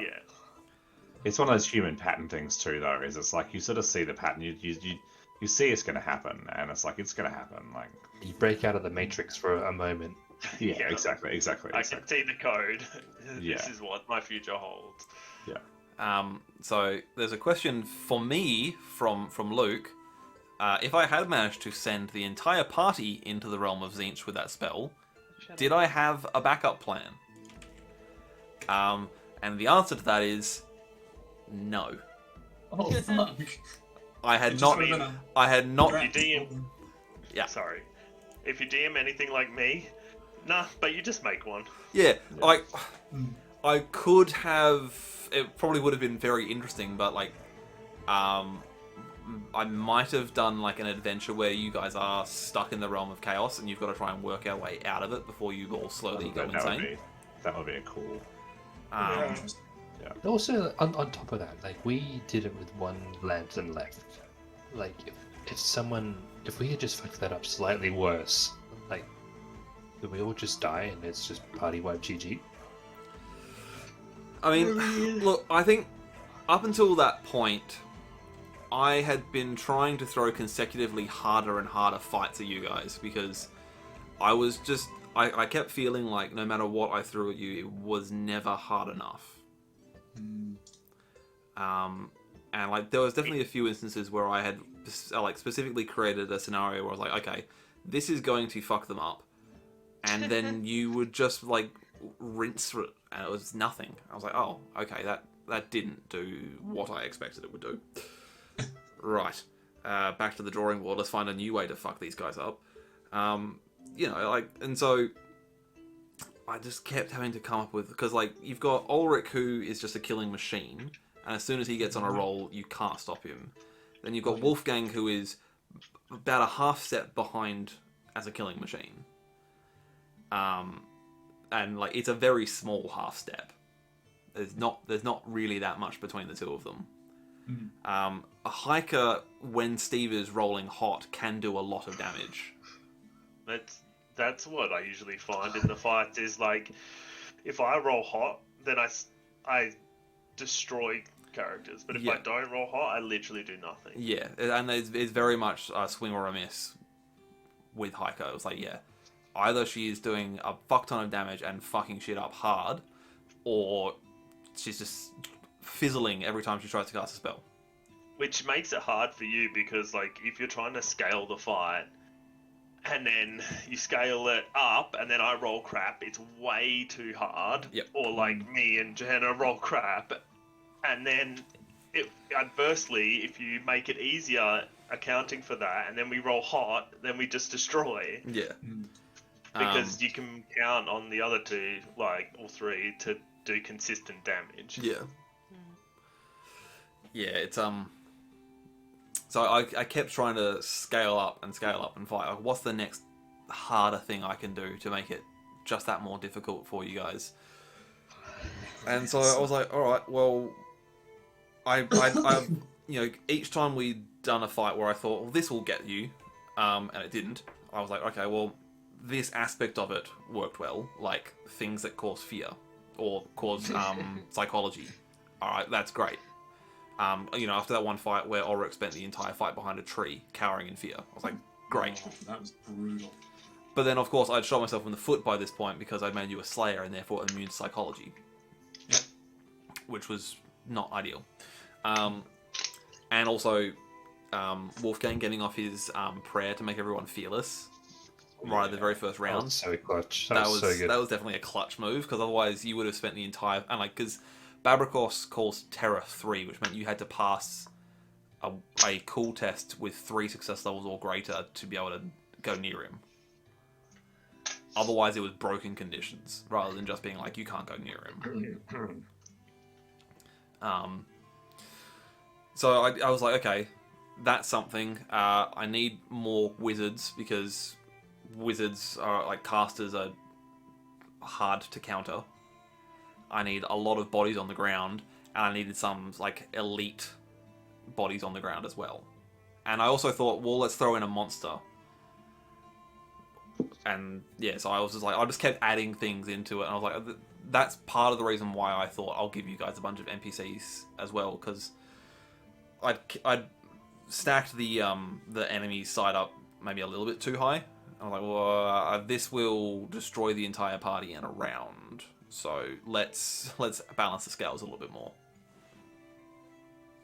I think what is hard as well, to be honest, is that you frequently roll really bad. I do. I have possibly And the it worst. doesn't matter how strong you make the enemy, if they don't hit us, it doesn't matter. Yeah. I mean, just the stats from those 2 big sessions in the fight, where just the sheer volume of fails and crit fails I was rolling was frankly unbelievable. We need to play more Warhammer so I can win. Although I roll trash as well, so I don't know what's going to happen. Yeah. It was, so yeah, like, adding in stuff like the Whites, which were, like, genuinely quite good combat fighters, was, I thought, an excellent addition. It didn't do as much as I hoped, but the Incarnate Elemental was an excellent addition, I thought. The skull thing or the snake? No, the big snake. Yeah. Well, the skull thing was actually pretty nasty in the first. Yeah. I feel like the skull thing was more potent than the snake. You just got shit mixed pretty much immediately. That's the thing, right? The skull, that was a creation of my own. I pinched that from D&D. It doesn't exist in universe. That reminded me of a demi-lich from D&D straight away. I was like, that seemed I thought it was a flaming skull. It was based on a flaming skull. That's what I based it on. I realised it wasn't in the base game. I thought it was like, that's right in. Oops, that's not what I wanted. I wanted to open up the character sheet so you can see the actual character art. If you guys happen to be in Roll20, or if you're looking at the stream, the imagery for the Incarnate Elemental is just seriously cool. It oh my god! Yeah, it's seriously cool.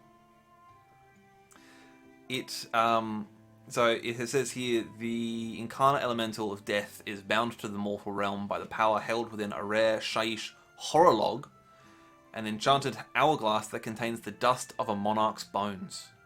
Ooh. And one of the things that I thought was particularly fun with the Incarnate Elemental, the Grim character trait is fun. The fact that it automatically, if it's got less than 3 advantage at the start of its turn, it goes up to 3 advantage. Oh, Yeah. Incredible. Yeah.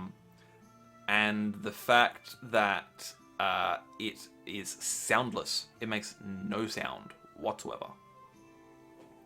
It makes no sound. No sound. What? Yep. That would be creepy if you Sounds were like- fighting something that was like that.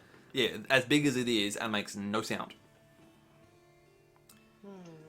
So one of the I wanted to try and pull this, but it got killed off before it happened. Is this Hourglass of Shaiish ability, which essentially makes everyone within its radius do that hard endurance test and gain poison conditions, and then it's basically like a last hurrah ability. It deals 6d10 wounds to itself. Oh.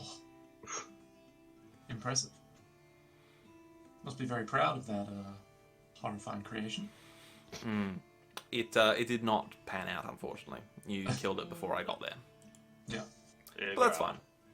I think that also came down to us having 4 NPCs each that were all crazy powerful. But, Yeah. And they all wailed on it.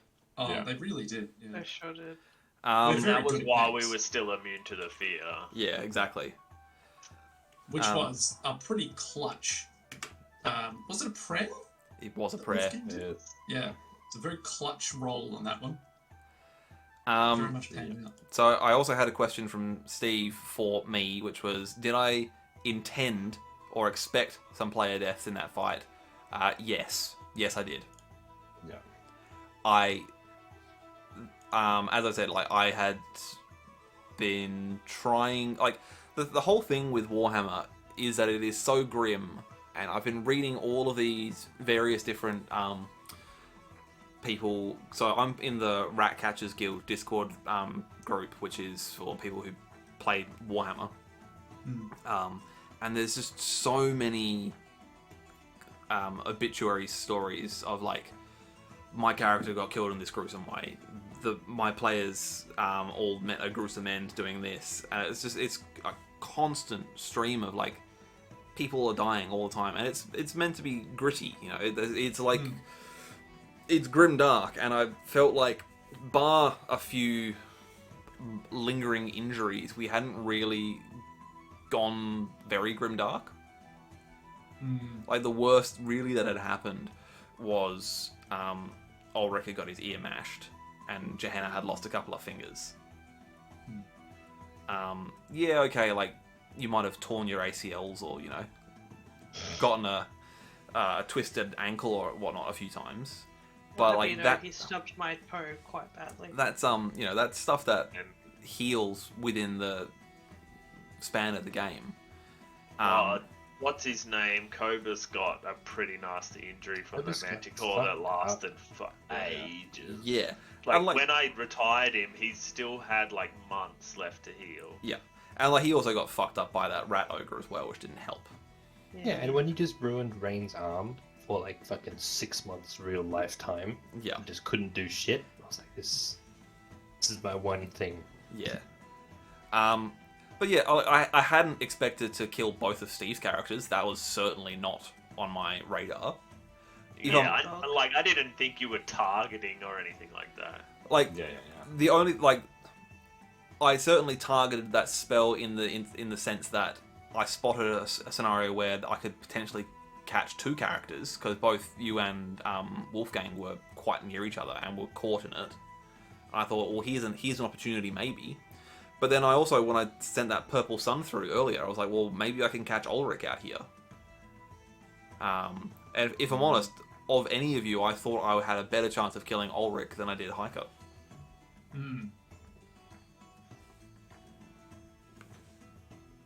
Yeah, because he would have been just going in.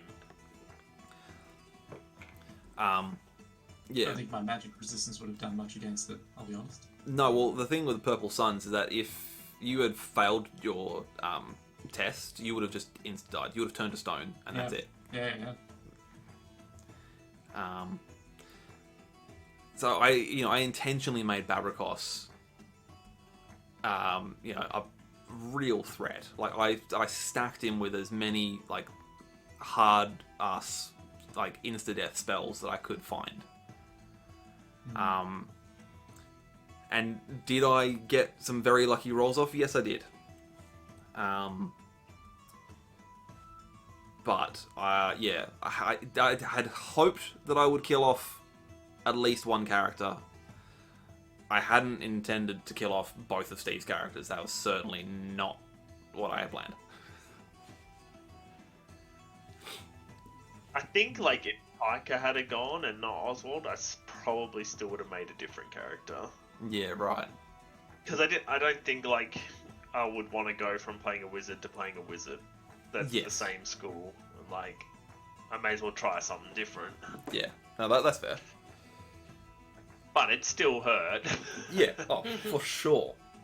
To not even, like, have that option. Because I did like the idea of, like, maybe even if Hiker was to die, to talk to you about playing Oswald but changing his class. Like, he's like, nah, I don't want to be a wizard. Yeah, Like that. right. Yeah. Much of a bro to be a wizard. Another Yeah. fucking magic nerd shit. Alright, well, I'm gonna move on to more, I guess, generic questions. I have a question for Steph. Out of everyone, I feel like Johanna has had the least story progression so far. Is there anything that you would like to see her doing in the future? Be on a boat. Beyond a... You know, I've been on a trying boat. so hard to find a scenario where I could get Johanna onto a boat. And it's... I feel like she'd have all of her character development on a boat. Yeah. I've been trying to find it's a like way her to... Pokemon evolution requirement as a boat. I've been desperately trying to find a way to get Johanna onto a boat. Don't worry, it'll happen one day. It'll happen. It'll Isn't happen. there a river that Failing runs that, from Middenheim to Altdorf? No, there's not. The Graf's like, I will give you one favor, but I'll give you a second favor if you go over to this boat. We'll be Is like, it? No. Shanna's like, Yeah, so Middenheim is very much landlocked. There is a Yeah, river. it's Nuln? yeah. Yeah, you're thinking of Nuln. Yeah. Yeah. So Look, quite possibly, I should have maybe figured out that making a Pyrotes character might not pan out. look, like, it's a fun concept, and Oh yeah. I think there's definitely a failing on my part for not having come up with Oh. more scenarios for That's her to fine. do stuff, other than just be like, well, she's vaguely criminal. Hey, look, I've had a lot of fun being vaguely criminal. I got to yell at a guy and he fell over. It was fantastic.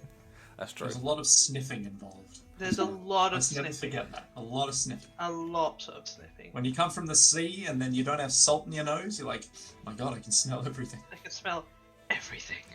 And I'm going to. Absolutely. So what you're saying is you need to get Johanna onto a boat at some point. Oh, absolutely. I have an idea of how I can make that happen, but we shall see. Yes. Interesting. This is a question to everyone from Steve. What was everyone's character's feelings toward Hiker? Ooh, so when we first started off, I think I played it like Ulrich wasn't very trusting, but as time went on, there was almost like a bro-esque relationship with this lady who was just like as like demeaning to others as he was, and he was like, this is a And lady he that was. fucking gets it. You know, it's like people need to know their fucking place sometimes. You know, like that kind of like Hiker just being like this hard lady who's unimpressed by so much, and he was like, yeah, all right, yeah, she's on the level. She gets it. Yeah. What about Johanna? How does Johanna feel about Hiker? Johanna generally is pretty chummy with people as long as I'll have a drink with her. So I think Johanna was, a bit of a fan. Gets along with others quite well. Nice to have another lady in the party. Also, with all these guys. And dwarves. Right. And yeah. Generally, I felt got along quite well, but to be perfectly fair, Johanna's generally kind of just like, where's the next drink? Are we gonna fight this thing and get a drink? Sick. Where's a boat? So there's not a lot of brain cells in there, but the brain cells were generally friendly towards. What about you, Luke? Yeah, I think Lucian just considered Hiker as just another, like, a professional. Like, Hiker was clearly an intellectual and she was logical. She didn't really fuck around with conjecture, I suppose, and I think Lucian, being a man of science, I guess, appreciated that. Yeah. You didn't feel diametrically opposed, considering that, you are, Lucian is a man of science and Hiker is a wizard. But magic's just science we don't know the answers for yet, you know? Sure. Or what about Wolfgang, Alex? Yeah, I think Wolf. So I sort of struggled a little bit with in the sense of working out how much Wolfgang would like Hiker, because I think Wolfgang definitely liked Hiker a lot, because they got on very well, but I think essentially it was just who pious to not be attracted to her, but otherwise would have been, I think, probably. Right, yeah. But I think he was because he's just too into Sigma, and she was pretty into Sigma as well. So he was like, yes, excellent. We're on the same page here. Like, this is someone she's probably the person he trusts most in the party. Yeah. So, how I felt about everyone, or Hiker felt about everyone, Yeah. I feel like the same feel like with Wolfgang was the person in the party that she trusted the most and got Yeah. along with the most. Yeah. Ulrich, she really respected and enjoyed his company, but at the same time, it was because they always were like at each other. Yeah. Gehenna, it was like she's the other female in the party, so there's camaraderie from that, but then also you're a criminal and I'm like Yeah. kind of like against that. Not so much, it's more about chaos, but it's like, yeah, I'll keep you on a short leash. Gehenna is then- the party's woo girl. Yeah. And then with Lucian, I almost felt like they, because were almost like similar in the way that they thought about things, that they butted heads like all the time. I felt like they never. I kind of wanted to play it like they didn't, or the hiker didn't like Lucian, but because they're so similar, you know, That's really it's interesting. that butting of Yeah. heads. You get annoyed at your own things you see in other Oh Yeah, yeah, exactly. I was like, don't do that. I do that. Yeah. Not allowed. That's cool. Um, I didn't pick up on that at all, but that actually makes a lot of sense, to be honest, because I guess I was failing, but I was trying to play Lucian as like a really arrogant piece of shit. Well, not an arrogant piece of shit, but like he's just Nordic. He's just he doesn't have time for nonsense. It's kind of I was trying to play hiker like she thinks that she's above everybody else, not because she's a wizard, but because it's her It's just job. better. It's her job to watch everyone. Yeah. Yeah. She's like a witch hunter for the wizards, basically. That's what the Grey Order is. So, she's just like always looking at people for corruption, and like where chaos is that it feels like she's looking down on everyone as like an overseer. And I felt like Lucian had that. It's not for the same reasons, but had that better than thou kind of feeling about himself. 100%. So that's why I think they butted heads. It's cool. I like that. The follow-on to that, which Steve also asked, was what do you think each of your characters felt about, or feels about the other party members? Up till this point, because obviously we're not Yeah. done, so...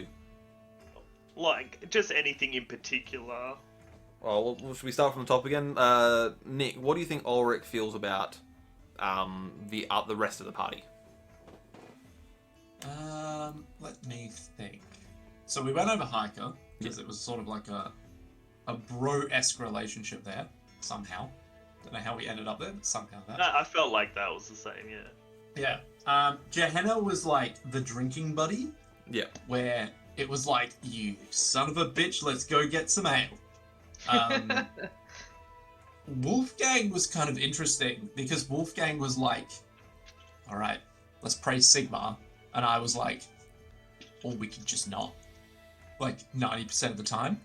So I think he was like, look, you're good with a hammer. You could just tone it down a bit because I'm really hungover right now. Like that's the kind of like idea that I had in my head of like, yeah, that's probably gonna make sense. And I'm just trying to think. Lucian was sort of like, we were sometimes in the back, just being like, yeah, we're not really doing anything right now. Just sort of be like, you know, this guy, me and him, we get it. Yeah, All right. Yeah, but it wasn't. I think with Lucian, we didn't actually do too much with Lucian, but it was a bit like all right, we're just buds that are here together, you know. Yeah, I think of all the characters, I think I did the least with Lucian in terms of like developing that core relationship. But it was sort of like well, we're both here now, so we're both getting along. We're like, yes, cool. Well, that's easy. Yeah. Cool. Alright, what about you, Steph? What do you think Gehenna feels about the other party members? I think that in kind of Gehenna spends her time in kind of a half-drunk sniffing haze. Not sniffing anything in particular, just sniffing. Just sniffing. and kind of generally doesn't have a lot of room for ill feeling because she's too busy getting into shenanigans. But I think definitely probably got along best with Ulrich because again, drinking buddy, the causes align, and also most up for shenanigans until he got all serious. I think kind of with Wolfgang, Johanna would be like, please don't talk to me about Sigma. It's like kind of when you've got a really like preachy or over religious friend, you're like, can we just have a normal conversation? Just this one. So I think in general, like, respectful avoidance, just because she doesn't want to go there. Yeah. And then I think with kind of Lucian and stuff, there's kind of, there's general party respect. They don't have a ton in common, but like, she'll feed a healing potion. There's like the kind of upwards nod sort of acknowledgement. Yeah. That sort of thing. And again with Hiker, same sort of thing, like, hey, we're softening the party by killing people. But again, there's only boats and alcohol in this brain. And just general, who'd like a drink? What about you, Luke? Yeah, I feel like Lucian, his main relationship was just like a working relationship with everyone. Like, we were just like pals in an office. And I feel like Lucian spent most of his time just trying to make everyone stay on fucking task and just be Oh my efficient. god, you got there with the spreadsheets. Just... And he was just getting like real salty that everyone's just like inefficient. So he like Makes sense, actually. That now makes a you lot say of it. sense. Like, Yeah. every time we went to town, you're like, alright, see you later, I'm gonna go make potions. And Yeah. we He just wouldn't see you assumed, like, until Wolf- we had to do come something. back and yeah, like, like I just half assumed pull Wolfgang the was the rat out leader, of the so ground. he's in charge of the plans. Like Johanna is the fence or the face, so she just gets shit done. Hiker is the brains behind the department, and Ulrich is the bodyguard. So he's just like, look, this is my office space. Let's just get to work. That's a very good way of putting it. I like that a lot. What about you, Alex? Yeah, so again, like obviously the piety comes through pretty strong, but I think he sort of he was Ulrich is weird. I think initially, obviously, he's a dwarf, and one of his core things is like shepherd everyone because humans are Sigmar's children in the Empire, and ultimately, and he's kind of sheltered enough as well to be like, all humans are the Empire, right? Like Bretonia, that's just a province of the Empire where they speak funny. Same with Kislev. Like he's not in a superiority complex or a racist kind of way, but just in a slightly ignorant. Yeah, it's exactly this, an ignorant way. So he's like, yeah, humanity's the best because like Sigmar's the best. So like, but the dwarves are where Sigmar got to learn to be the best. So dwarves are like must be the best. Yes. But he's gradually started to question that a lot more after hanging out with Ulrich. Probably rightly so. Initially was like, Ulrich's amazing, and it was like, Ulrich's not amazing, but also he has to be amazing because he's a dwarf, so he's in quite a lot of turmoil about Ulrich. Yeah. And is quite glad that Sigmar has sort of chosen to make Ulrich serious. Like has sort of given him a serious responsibility to remember his place and responsibilities by being. So he's like, good, no, things are in order. Like it's a self-fulfilling kind of view that he needs someone to make him settle down, and that has happened. Yeah. He obviously, thought Hiker was fantastic, as we've covered. And I think with his newfound corruption, and even though it's minor, but it's a mutation, so with his corruption and his spilling into his fervor, he's going to kind of ignore the grief, I think, in an unhealthy way. Yes. I think he forgets that Lucian is actually one of their traveling companions and not just someone they know in town that's very helpful. Yeah. Comes along with things because like they've hired him. Like I think he sort of treats Lucian like he's a useful professional hired help almost. Yeah. Okay. And he doesn't, but like values his like associate, if that makes sense. Like he sees it. He's got a very professional relationship with him. Yeah. 100%. I think he thinks that's how he views Lucian. Like he doesn't. He sort of if someone asked him to name the party, he'd be like, well, there's me and there's Ulrich and there was Hiker and there's Gehenna. And then we've got this extra, and it's like, it's like when you've got all the actors, and then there's the and Yes. actor. He's the and actor in our Wolfgang's head. Yeah. In the Avengers of our team, it's like, it's me, Hiker, Ulrich, Gehenna, and Lucian. Yeah. Yeah. Like and the then full house and He's the the special whole guest at the That's end. it, exactly, exactly. Like it's not. He's got main billing. He's a proper, big name guy. Absolutely rates him. Absolutely no problems. But like, for some reason, just sees him as it's very much a professional And relationship. introducing. Yeah, that's it. Yeah, that Solid kind as a of group. yeah. As himself.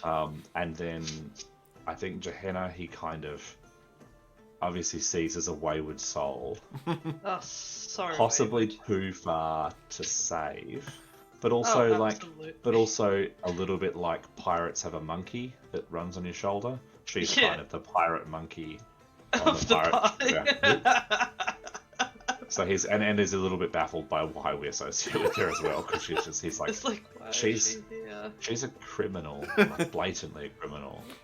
And I'm like, But yup. at least she does crimes for us, so I guess she's, as much as she likes to roll her eyes when I talk about how cool Sigmar is, little does she know she's actually doing Sigmar's work. She's kind of in a grey area. Like she does bad things, but does good things as well. Yeah, good exactly, reasons. exactly. And the bad things are not normally done to innocent people, right? Like she's not. I don't see her crimes as overall hurting the Empire. Yes, humans are the victims of her crime, but they're not like. It's on a very individual level. It's not on a. It's like she's bringing about good, positive change. Yeah. Yeah. So it's a long-winded way of saying that, but yeah. Nice. So we have another question, character related, from Alex to all of you, which was, if you could play anyone else's character, who would you want to play and why? And seeing as Alex asked the question, why don't you go first?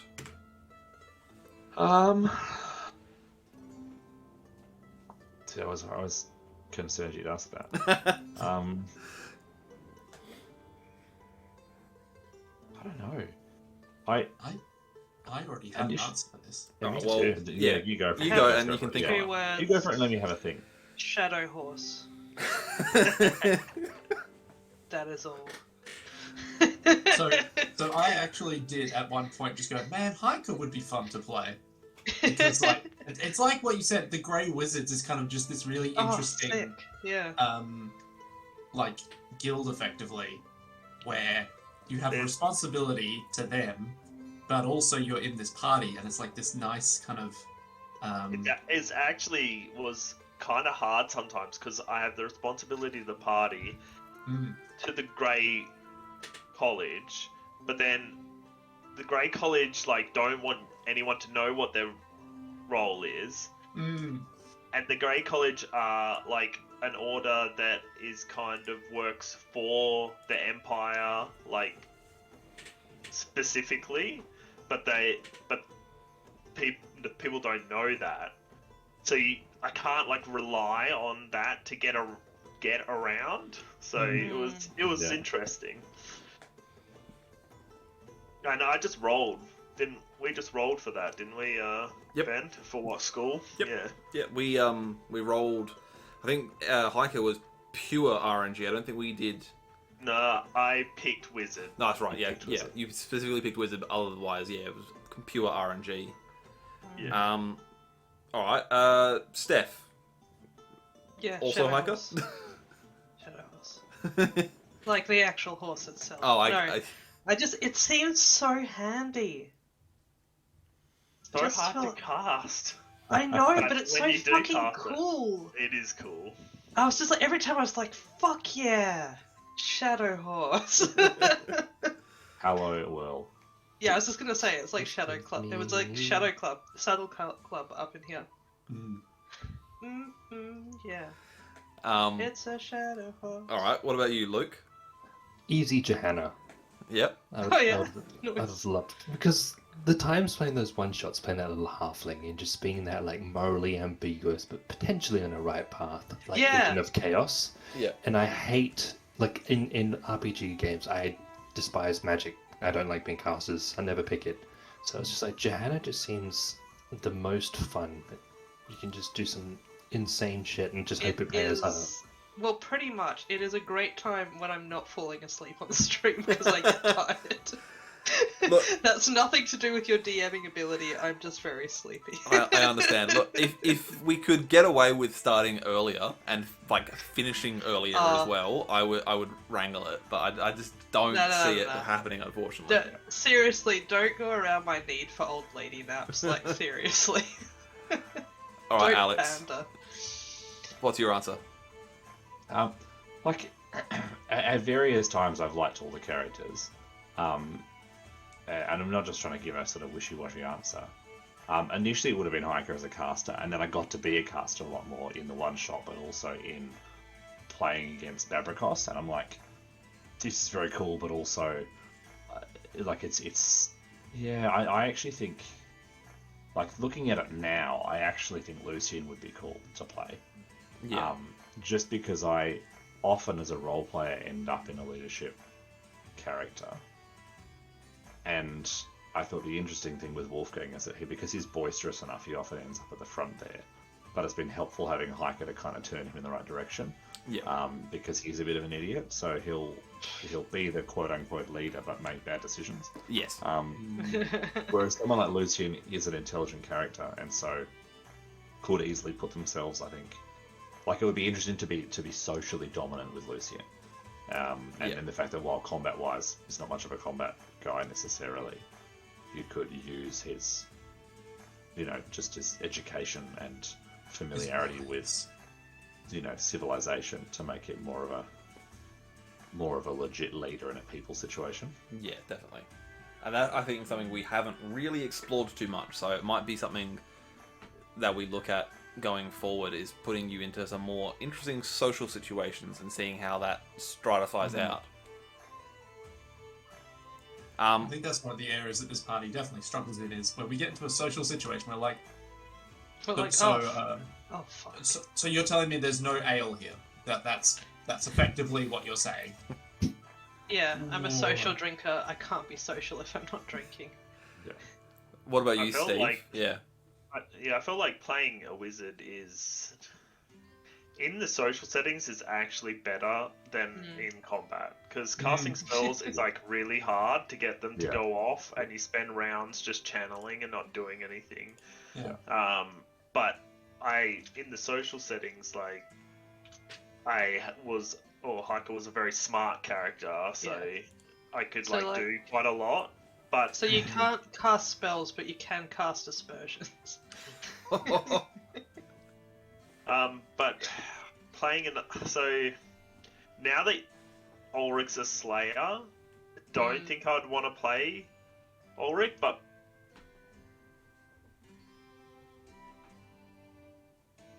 Ooh, Oh, Steve, we've lost you. fucking goddammit, Elon! Give Steve the internet he deserves. Come on. Steve, come back to us. Steve, no. He was giving such Poignant answer. such nice words. Yeah. Elon's too busy googling how to build another submarine. Get into Titanic. I'm pretty sure he's literally having a dick measuring contest with Zuckerberg at the moment. So, Yeah. oh, Steve's typing. Huh? I just turned off my PC with my toe. Oh no! Amazing. Oh Amazing. no! There's literally a fucking German joke about this shit. This is not a real. Oh, incredible! That deserves a super react. Oh, I have to pay for that shit? No. No, No. no. That is. We're not doing that. We're not doing that. You can have one of these. How about a soundboard? Something on the soundboard. We can certainly soundboard. There we go. Or probably Nice. that's probably Yeah, there more we go. appropriate, I That's think. better. That's more like it. Amazing. Um, Speaking of the soundboard, Mm-hmm. Now, this soundboard. So I'm back. hey, Oh, wow. Hey! I'm an idiot. um, Yeah. So I'll continue. yeah, Yeah. So I think playing Elric before he became a Slayer would be good. I in D&D one of my first characters was a Slayer, basically as a dwarf. So I was like, I've played that before, but the way Ulrich was prior, I really liked that character. After that, probably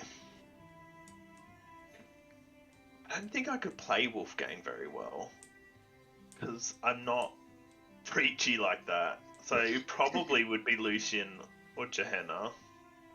I'm not sure, but Ulrich's character before he became a Slayer, I really liked. yeah. Nice. Nice. All right, we've got a few more questions, and then if you have any additional questions you want to throw at me, we can delve through those. So Nick asked me a question, a general question. That's me. How far ahead do I plan stuff?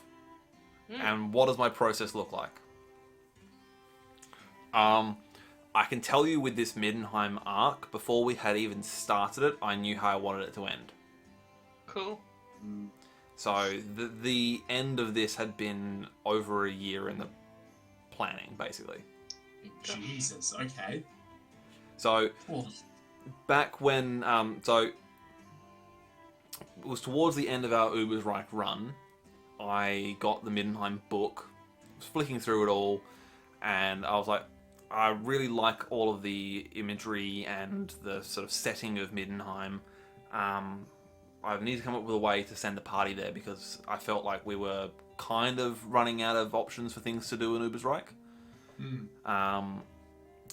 And I was like, okay, I need to move the party elsewhere. Middenheim seems as good a place as any. At the time, the Altdorf book hadn't come out yet, and I was like, do I wait until the Altdorf book comes out and send them to Altdorf? Or do I kind of do even more of a culture shift and send them to, Middenheim? And I felt that the culture shift was definitely an interesting concept to play with. and it's got a rich tapestry to it as well. Yeah, So, well, because you're going from basically being in the bosom of Sigmar in Ubersreich, to the Sigmar he's not the enemy, but he's next to the enemy in Middenheim. It's Ulrich all the way, baby. In Middenheim. So when I got the Middenheim book, I had been reading through it, and this was, things were still fairly quiet at work, and I had a day where I had a really boring couple of hours where I was filling in until someone came in to take over out the front, and it was like a quiet day shift. This was back when I was still working full-time at the cinemas, and I'm sure, Luke, you remember what it's like if you're working a boring day shift during the week when it's not school holidays. You've got 3 customers come through every hour, maybe. Yeah, fantastic. And Good the rest of stuff. the time is just standing around twiddling your thumbs because you've already cleaned everything. And there's another manager on, so you can't just go hide in the office. Yeah, exactly. So at this point in time, Aaron was very much doing his cost cutting. So it was the manager so you'd have a supervisor on until 2 o'clock, and they'd go home, and then the manager would cover from 2 till 4:30 when the next super started, just out the front because there's nothing to do in the office. So I was basically just by myself for 2.5 hours, and no customers coming through. So I basically had the Middenheim book up on my phone and was just Nice. flicking through it, and I literally printed off a piece of printer roll. And started writing down notes for how I wanted the thing to go. I was like, all right, we're going to go to Middenheim. What can we do in Middenheim? We've not done much with undead. Let's do some stuff with undead. We have not done a lot of social intrigue. we didn't really do much social intrigue, but I tried to introduce some. And then, you know, Babracos is this sort of named big bad character who features so heavily in all of the Middenheim lore. I was like, all right, well, let's make it that's their end goal, is that they have to fight Babracos. So that would have been like February 2022. Nice. So yeah, a long time in the planning. As for like my general process, more often than not, I will be reading through either the main sort of source book for the city that you're in, and come across, like, they'll have these quite literally plot hooks in the book themselves. There'll be like a little inset which actually has like a fishing hook, which looks like it's just been like pinned into the book as like a plot hook. And they're normally, you know, they'll be tied to a place or a person. So I will, you know, grab one of those that sounds interesting and I feel that your characters could have fun with, or I could turn it into something that would work for your characters. And I would sort of see where that would go. I would be like, okay, say for example, the Olberwitz storyline is probably a good example. It was a throwaway line in the sort of the expanded regions of Middenland section of the Middenheim book. I was like, okay, there's not really, I don't want to send you to a named town in the north, so I'm just going to make a town up. Sure. So I made up the name Olberwitz. It worked. I was like, right, well, I'm just going to place it in this region. I'm going to set it in a time period. I'm going to introduce this disease, and I'll send you guys there to investigate. I'd already had, you know, I'd already mentioned earlier that I had wanted to seed the idea of Babracos that early on. So I was like, well, this seems like the perfect opportunity to do so. Plus, you guys it was still quite early on in the whole Middenheim arc, so I wanted to, like, you guys were still kind of finding your feet together as a group with new characters. I'll beat you sex dogs, just gonna name shit. Oh, cool, okay. So yeah, I wanted to give you guys, I guess, a little bit more breathing room to see how you sort of mesh together as characters before really throwing you into, I guess, more plot-heavy stories. But like the whole Karak Kazarak arc, I kind of made up on the fly. I could probably tell you which ones I kind of just invented out of whole cloth. Like the Olberwitz one, basically it's a throwaway line. It's not even a plot hook, it's just a throwaway mention line. So I made up that entire storyline off that. The Karak Kazarak arc, and then returning to Karak Kazarak for you know, the reveal of Ulrich's family's shame, that I made up out of nothing.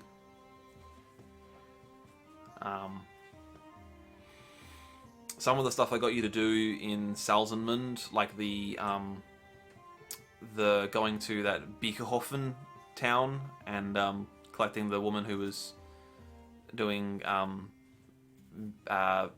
stuff there, that was... No, tell a lie, that was actually a plot hook. That was from the Salzman book. The Nurgle Warriors was something that I added in. I introduced that. But that was a plot hook. That was in the book. Yeah. So that whole thing was still... It was like a point of inspiration, but then you were like, well, let's just maybe add in a little bit more. Yeah, I mean, certainly. Like, a lot of... pretty much most of the, like, stuff that I've done has been... I will take inspiration from the plot hook. I might use it as, like, the broad strokes, and then I'll add to it to flavour it more. So, like, the... on Salzman again, the fight with the pit fighter character, the Khorne pit fighter. There was no flesh hound in the plot hook. I added that in because I was like, you should find something more Khorne related than just, a guy who's kind of a berserker. Yeah. But that whole going back to the Ubersreich arc, that whole time where I sent you out to Karstadt and you spent a good handful of sessions out there. 18, right? Sorry? That was Flash Flash painting. 18. No, earlier than that. That was where you stuffed the halfling in a sack, Oh yes. and you That's had right. That was Fantastic. good. and you had the troll that you had to try and cart back to Ubersreich alive. That was with Cobus, that's right. Yeah, like that far back. Yeah, that entire arc, or that entire sort of mini story arc, I conjured that entire thing up out of whole cloth. Karstadt existed as a place on a map, and that's it. Oh, That's cool. Nice. yeah. And like I wrote like a full history of Karstadt, so some of it is canonical. Karstadt was its own duchy, and then the the von Karstadt family fell on hard times and had to sell their land to the von Brunners. Very Warhammer. Very Warhammer, and like that's canonical. That happened. Part of that sale is that the von Brunners required the Karstadts to sell their patent of nobility as well. Oof. Yeah. It worked out alright for the Karstadts. They've become probably the wealthiest merchants in Ubersreich. Yeah. So they're kind of on a similar social level to Yeah. the nobles anyway. But other than that, that was kind of... That very short bit is literally all that's mentioned in the Ubersreich book and that I could find online about Karstadt. So all of the NPCs I made up. All of the various locations in the town I made up. All of the little quests that I got you to do there. Like, the two lovesick young adults. And what else was there? You had to go and kill a necromancer, I think. There were some goblins maybe at one point. I don't know. There was a bunch of shit that you did there. I conjured that entire stuff up out of whole cloth. So it's a good mix. Some stuff I will pull from either the official documented stuff and sort of tweak it to suit, and other times I'll just make shit up. Nice. Which you love to hear. Which you'll love to hear. Yeah. You do love to hear it. I've got a question from Luke. It's a two-parter. What has been everyone's favourite arc of the campaign so far? And who has been your favourite NPC? Ooh. I'm biased because I enjoyed Carrot Kazarek so much. I was like, oh, we're going deep into Dwarven Holdland. Sick. I get to meet a Dwarven sort of king guy-ish, which was very cool. And then the reveal at the end, I was like, oh, fuck. Oh, fuck. So I very much enjoyed that. But I also greatly enjoyed the... prior to Middenheim, getting hunted by the Inquisitor, who was like, Hiker, where is she? And we just had to run away. I was like, fuck, this is going places. So, yeah. Yeah. I liked my favorite. I'm not sure about my favorite campaign, story arc, but the Dwayne the Rock Johnson character. I can't remember his name. But he was fun. The Boulder, was that his name? No, the Champion. The Champion. Yeah, The Champion. That was so funny. And we Oh, drugged him and stuff. I Yeah, had that a was great hilarious. time with the Champion. Yeah. What was his full name? Hang on, I've got him here somewhere. I think he's a. Is it Felix? Is it Felix? I think it might be Felix. I think he was a fun character. Yeah. And then the other one I probably liked was I can't even remember their names because it was from around the same area. The leader of the halflings or whatever that said. Mercy Lowhaven. Mercy Lowhaven. But that was I thought it was Mercy. Lowhaven. Mercy Lowhaven. Mercy Lowhaven. Yeah, she was my favourite NPC of all of the NPCs that I have pretty come up great. with. She was my favourite. I enjoyed it thoroughly. He's a badass. Yeah, Seth, what about you? What's your favourite thing in the campaign so far and your favourite NPC? My favourite thing so far and favourite NPC. I think I really enjoyed the kind of plague little arc. I thought that was really cool. I don't know, just kind of stuck with me for some reason. There was one point where I got my character, got Johan climbing up kind of with her new telescope to kind of look out across the forest, and it's like, there might be something there. You don't know, but you reckon there might be something there. I'm like, and that was quite good. Favorite NPC? Yeah.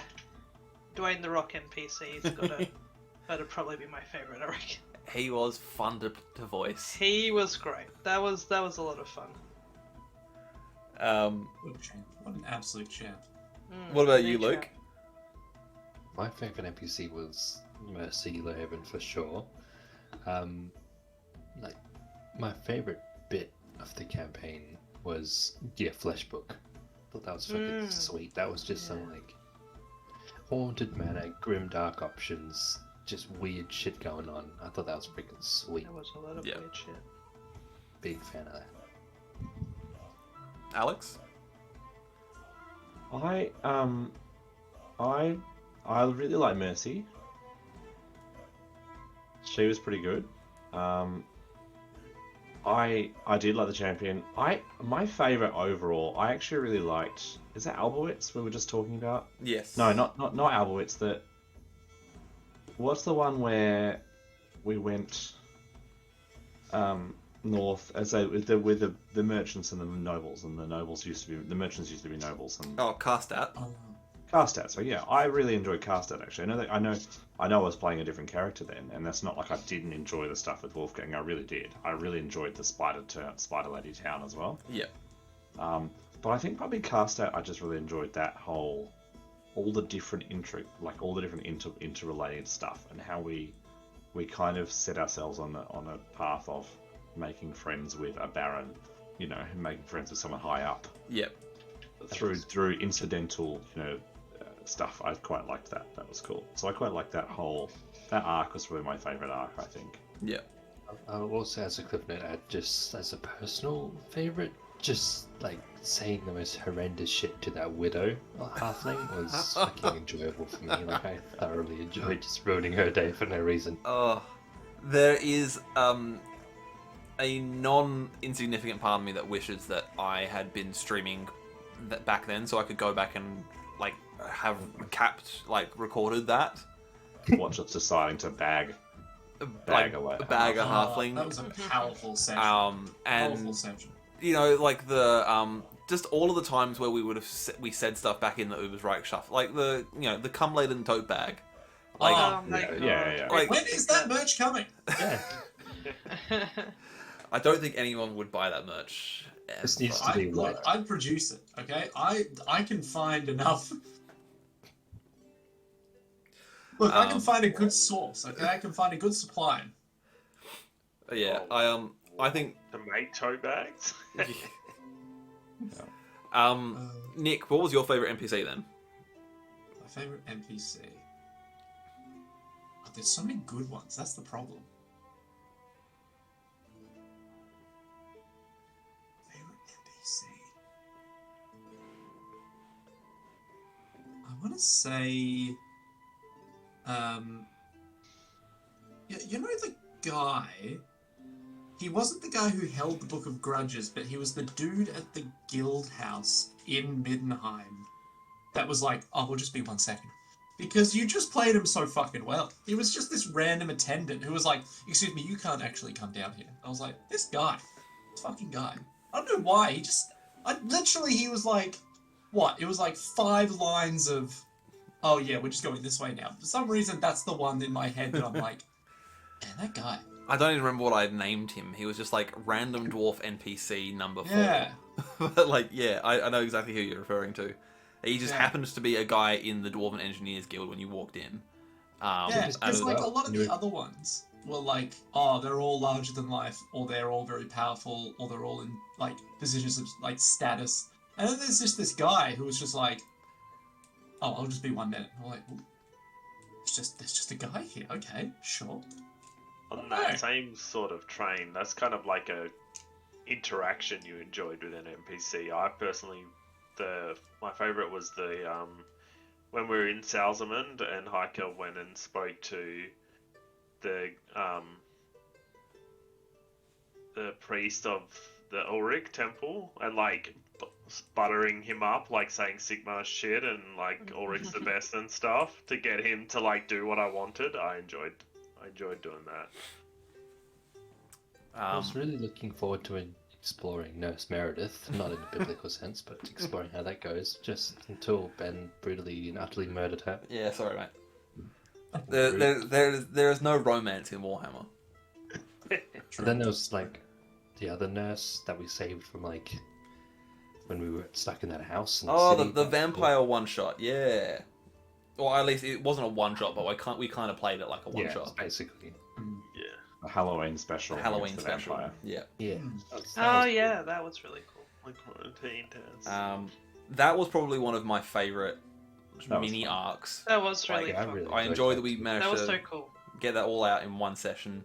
I And think- it was like the progression of it was so good as well because we're like we're at the bottom of the house and now we're moving up the house. Yeah. Yeah, that was very cool.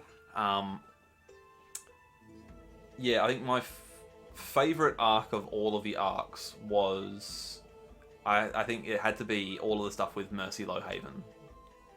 That shit is so She was hands down my favorite NPC to play because she was so amoral. Yeah. It was pretty great. Also, it was a real pleasure to try and attempt to learn and do a Northern Irish accent. I don't think I necessarily did it justice, but I had a gave good it a I had a pretty good time good with go. it. I liked it. I appreciated it. It's good stuff. Really enjoyed that was the only time that I was useful in combat as well. Like, this fucking erect face of those Skaven in that basement. Oh, that's man, right. that made me so happy.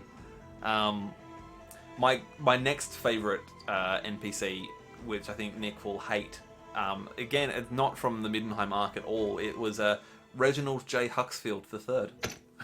Oh, Yes, fuck's that's of sake. course. Reggie. He was Oh. I had it was so early on, and I was like, I want to make a foil to Ulrich's character, and I was like, he needs to be like a fellow bounty hunter. That makes the most sense to me. Yeah. And Yeah, and nice also guy. he has to be. He was half elven. He wasn't full blooded elven, but like, you know, he's elven. And so when I was thinking about the name, Lisa was telling me about a song. I can't even remember who it's by now. And there's a character mentioned in the song called Reginald J. Truxfield. And I misheard her. And I thought that she said Huxfield. And I was like, that's a fucking great name. I'm going to turn that into an NPC. And then when I was trying to come up with, like, how this character would work, and, like, basing it off of, like, trying to be the opposite of Ulrich, I was like, well, he's got to be a complete Ponce. And who's a better Ponce than Gilderoy Lockhart? Yeah. So, yeah, I thoroughly enjoyed him as a character. He was good fun. Yeah, it was very good.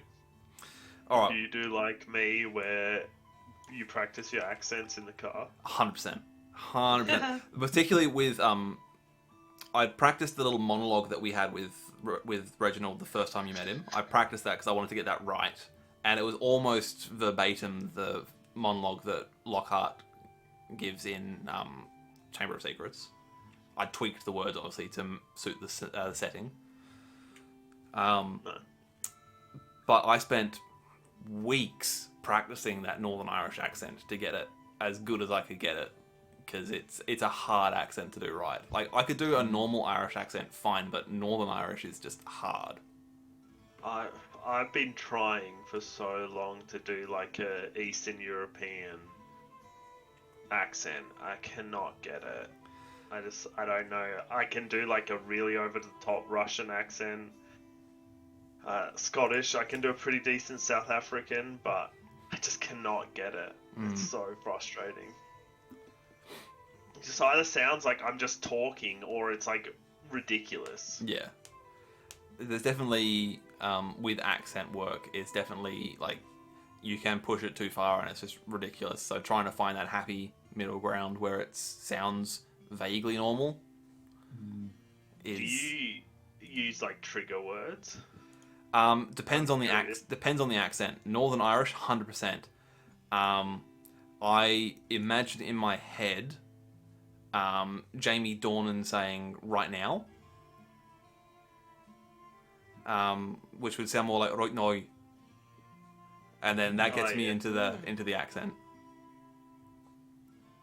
Because I think when I wanted to do the Northern Irish stuff, I just finished watching The Fall, which obviously is all set in Belfast, and Jamie Dornan's got his thick Belfast accent, as do 9/10 of the characters. And I was like, yeah, that's a fun accent. Let's go. Wouldn't it be fun rather than having halflings have classic Cockney geese accents to be like hard Northern Irish? I think it works really way brought better. that. The Northern Irish is quite good. Yeah. Yeah, I thought it was. They're almost like like gypsies or whatever from like in Snatch, kind of Northern Irish. Yeah. Like That's the kind of vibe that halflings give, I think. Yeah. Mm. All right, we've got a couple of questions left, and then if there's any other questions you want to add in, by all means. So we've got a question from Alex to all of you. Given that all of you rolled your characters for the most part, you've not necessarily just said this is the character I'm playing. Is there a specific class or career or race that you would have chosen given the option to? I feel like I did that with Hiker. I just wanted to play a wizard, because I normally Luke. I normally never play wizard. It's always like melee characters or non-magic characters. So I kind of did with Hiker. I think after playing a dwarf this long, I would love to be a human and just get that Doom prophecy. Like, because Did you roll to be a dwarf? Yeah. I did. Well, I was I like- don't think I could pick a dwarf or an elf. I have to roll it, otherwise I didn't earn it. That's how I feel. That's It kind of. is. I kind of was like, I'm just gonna roll the RNG when I rolled Ulrich, because that's kind of the vibe that you get from, when you make your character. But when I got it, I was like, oh yeah, okay. Well, I guess I'm a dwarf now. But like getting that Doom prophecy would be so fun, because now that I'm a Slayer, I'm like, if I die in Warhammer, I'll just roll another person. Like, I kind of embrace that idea. Yeah, at some point. actually, when I was playing a Slayer in D&D, it was so fun trying to die. Like, and my character died, and it's probably my favorite character death ever. I died fighting 4 skeletal giants, undead giants, Whoa, and a mountain collapsed on top of me. that's so cool. It was the best, because I had a axe of berserking, so I couldn't disengage from them, and I just told the rest of the party to run. So they ran, and I just was engaged with these giants, fighting them while the whole mountain was coming down. It was That's so it's cool. the best death ever. That's really pretty awesome. excellent. Yeah, alright, so Nick, if you could pick a class or race or career, what would you have picked? Ooh. That is a good question. Because being a ranger has been kind of fun, but just thinking like more specifically in terms of careers, it'd be kind of nice to try a class that doesn't have much in the way of combat at all. Like there are some class. In fact, let me look up one. Like a bailiff. Like, imagine playing a fucking bailiff, where it's like, what's the job? Well, you just got to get this thing from A to B. Like, all right then. And it's like you just have to weasel your way around with social skills instead Yeah. of stabbing people. Yeah. Or you do stab them, but just in the back. Or friggin' what was the one that Alex got originally that was like the boat person? Bergman. Yeah, something like that. It'd be kind of fun just to get like this random offshoot like class that had nothing to do with combat whatsoever, Yeah. Because I think like even the bounty hunter's like, well, I gotta catch someone, but just having someone that's like an advisor or a scholar or what the fuck is a stevedore? They're people. They're like they're people who like take stuff off boats. Oh, Yeah. there you go. From Like, the box. yeah, even They're something all like that called would just be kind of interesting, I Yeah. think, in some ways, because you can't just be like, well, I'll just punch him. It's like you have to be like, well, I'm just a normal guy, you know? I'll unload them from a boat. Yeah. So yeah, something like that. It's one of those like really admin-esque classes I might actually pick just to go like, I wonder what it'd be like if I played this class. Yeah. I wonder what an accountant's life is like in grimdark settings.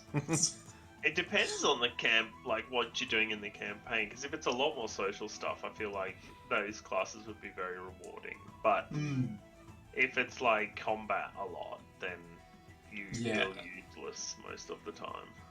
But even then, like, you'd still just have to go, okay, I can't really attack people, but I can run over and heal them, maybe, potentially. Or you just go into it with the same idea as a Slayer and be like, well, this guy's pretty much screwed, so let's just see how long I can keep him alive. Yeah. Yeah. Either that'll be a flagellant, you know?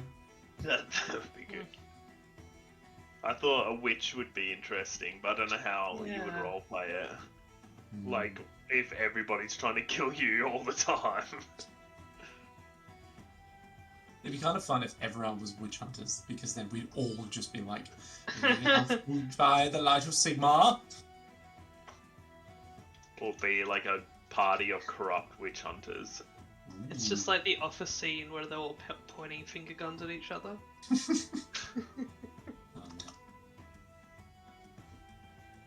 Yeah. So yeah, one of those academic classes I think I'd be down with looking into. Just for a change from like I want to die class.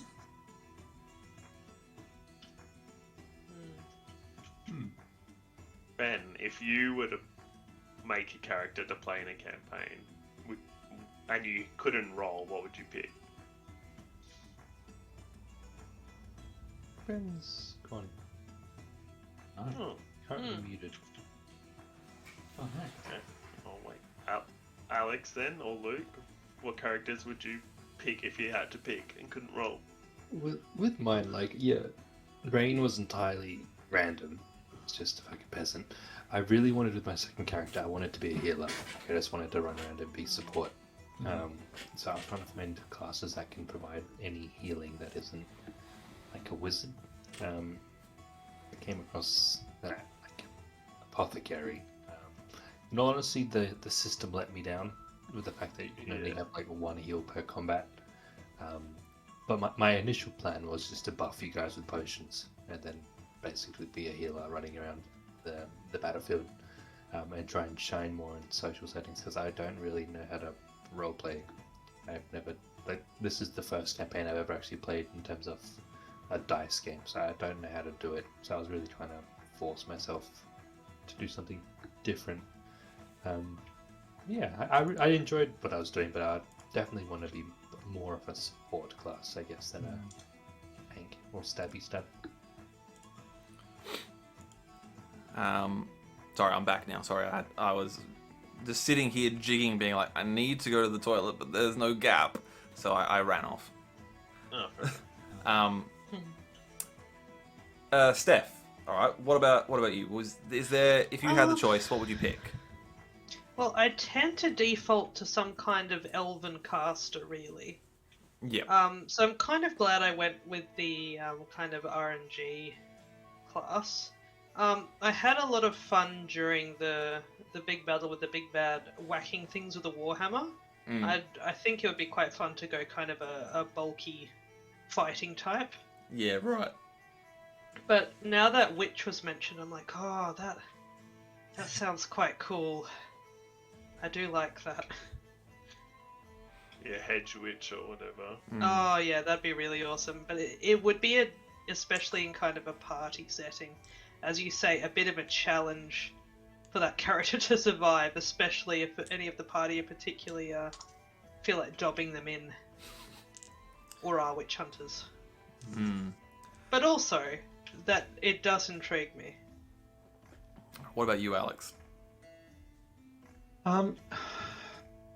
So, like, I mean, I picked Ratcatcher initially because, as I said, I had a kind of vibe in mind, and as I said, it's a pretty Warhammery kind of class with the Skaven, and as I said, the kind of gross 16th century kind of, grittiness. Yeah. And that was okay, but again, story sort of changed because I think that's a big part of it for me with role-playing games is really about like, fitting your character to the story and the party and stuff. Yeah. So I think one of the early ones I rolled was something weird and admin-y and a bit like, why would... Like, again, weirdness in that you've got... Like, playing Average Joes is great, and I actually often prefer playing someone who's not a huge hero, but also in a party that you've got, like, a sorcerer and a knight, and a huffer and an accountant. It's a bit like, how does that work, right? Yeah. I mean, I quite like but I guess, to pick an ideal one, I think a cool one would be to be like a Bretonnian knight. That'd be kind of cool. Yeah. That would be Right? cool. You'd probably be pretty good at combat, but also you can fit into a lot of stories as a combat monster because you could be off on a quest, hunting the Grail for the lady or something like so. Yeah. And I think that'd be a cool one to do.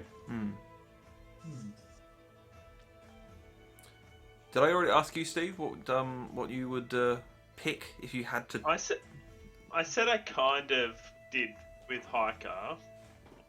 Was a wizard because You wanted to play a wizard. Yeah, but I think I actually kind of like the character that I've rolled playing a guard because I was like, oh damn, like one more point and I would have been like a knight or something like that. But then I'm like, kind of more fun being just a guard. Yeah. Like you're just a dude who just stands there all day. Or patrols on the walls or something. Yeah. Yeah, exactly. Yeah. It's like you dressed up, you've like trained somewhat, but you don't really fight. You're not a soldier, Yeah. You're just a dude who like protects stuff. You're like a transperth guard.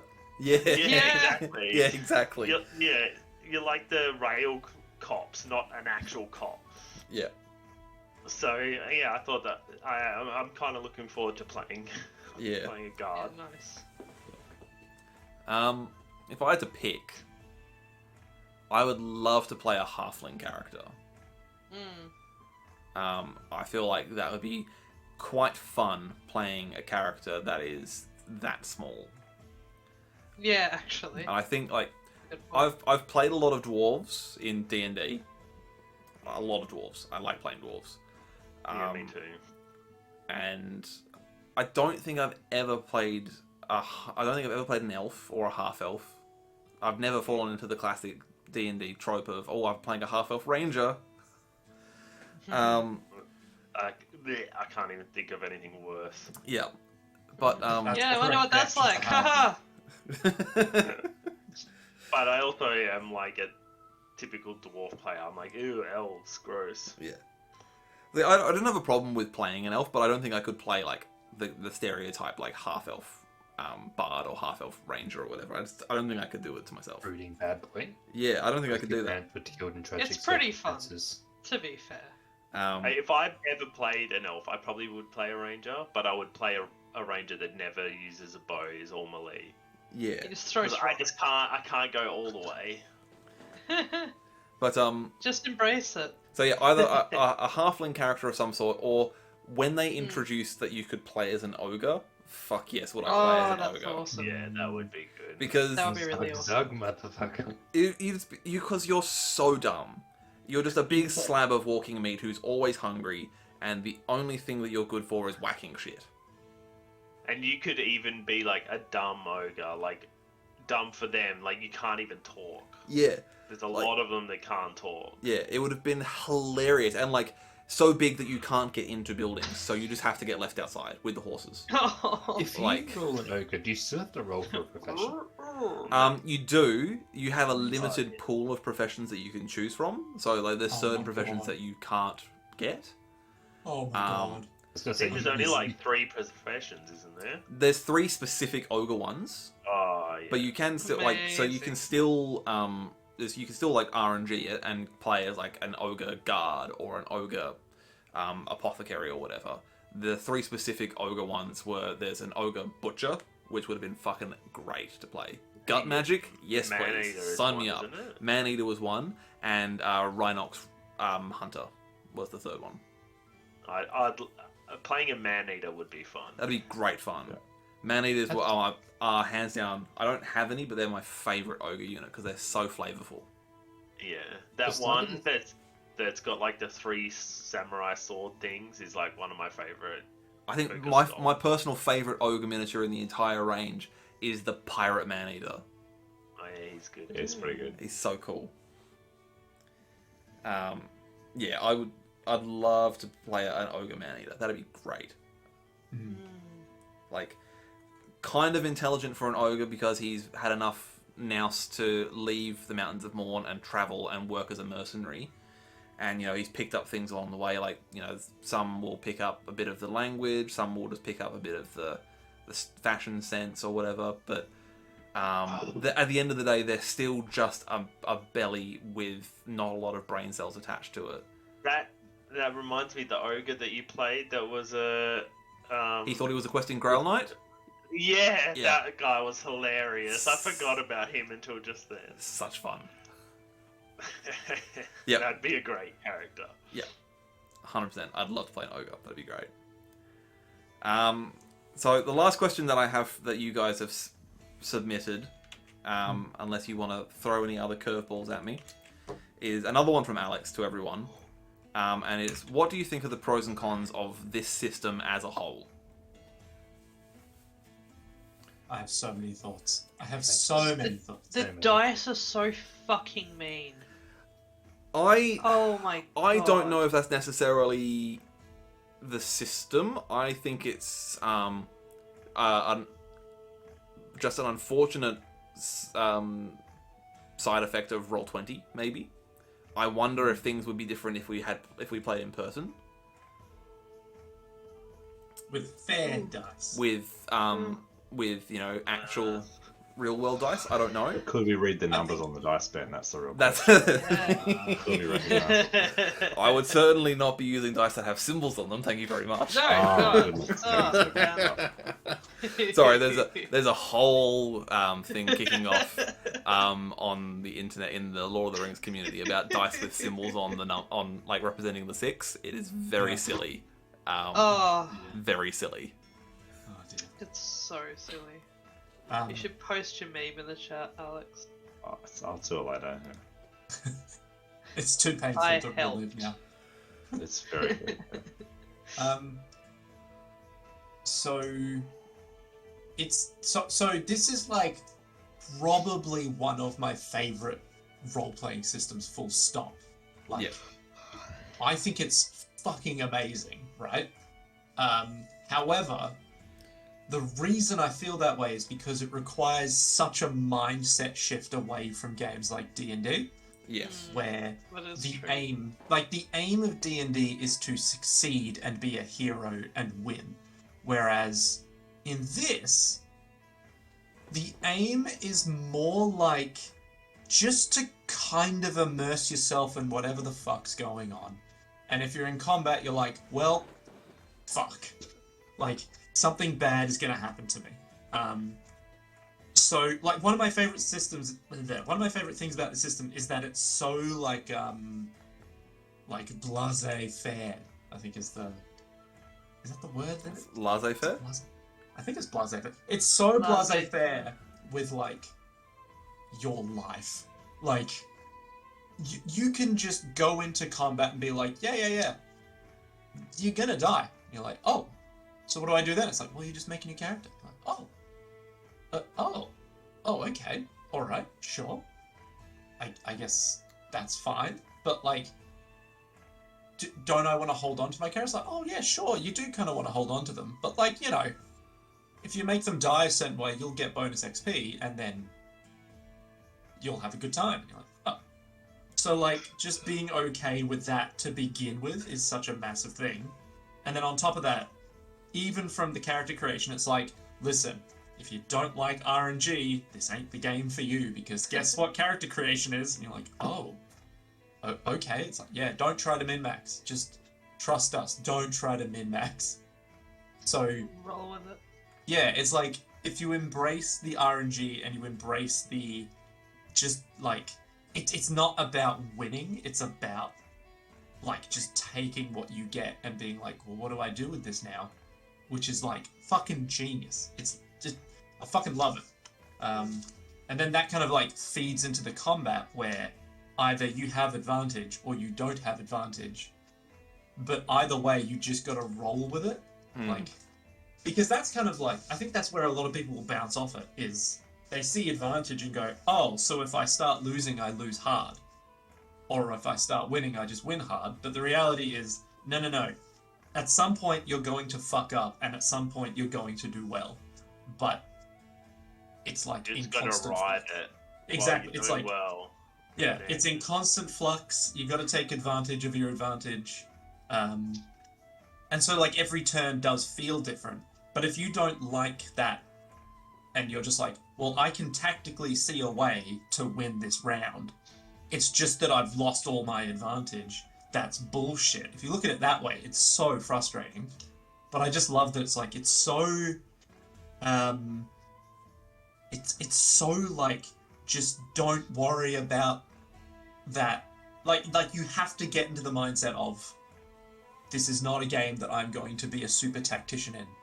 I mean, for a start, I just RNG'd my character, so if I'm worried about winning the whole time, then it's not really the right kind of approach. Yeah. But if you want that, fuck, this game's gonna be frustrating. Like, like every time we didn't manage to hit anything for 3 hours, we're just like, for fuck's sake. And like some of the like, as funny as it was, when Ulrich literally couldn't approach anything for the entire combat, I was like, oh cool, so I just don't do anything for X many hours. Yeah. You know? But yeah, I think it's so fucking good. It's just good. It's just a good system that isn't, like, it's not super combat focused. It's not trying to be like this super tactical thing that you dig into and then solve. It's just a nice, fun RNG-a-thon that's either really fun or incredibly brutal. So that's my rant. That's my rant on the Warhammer Fantasy RP system. I could keep going, but I won't, because, you know. Yep. Yeah. I personally think that the rulebook could use a lot of streamlining or reformatting 100%. or something to make it 100%. easier to find rules. Yep. There's a lot of rules in this game. Yeah. I really like it, and it's kind of why, like, I've been listening to, because Sam's on the, I don't know if any of you have heard of the Nobody Wake the Bugbear podcast from Perth, but Sam's become one of their cast, and they're playing Mothership. Cool. And Cool. listening to them play that, it's uses the D100 system like this, but it's like a lot more simplified. Probably too much, but it's I think this system could do with some like Streamlining? of things.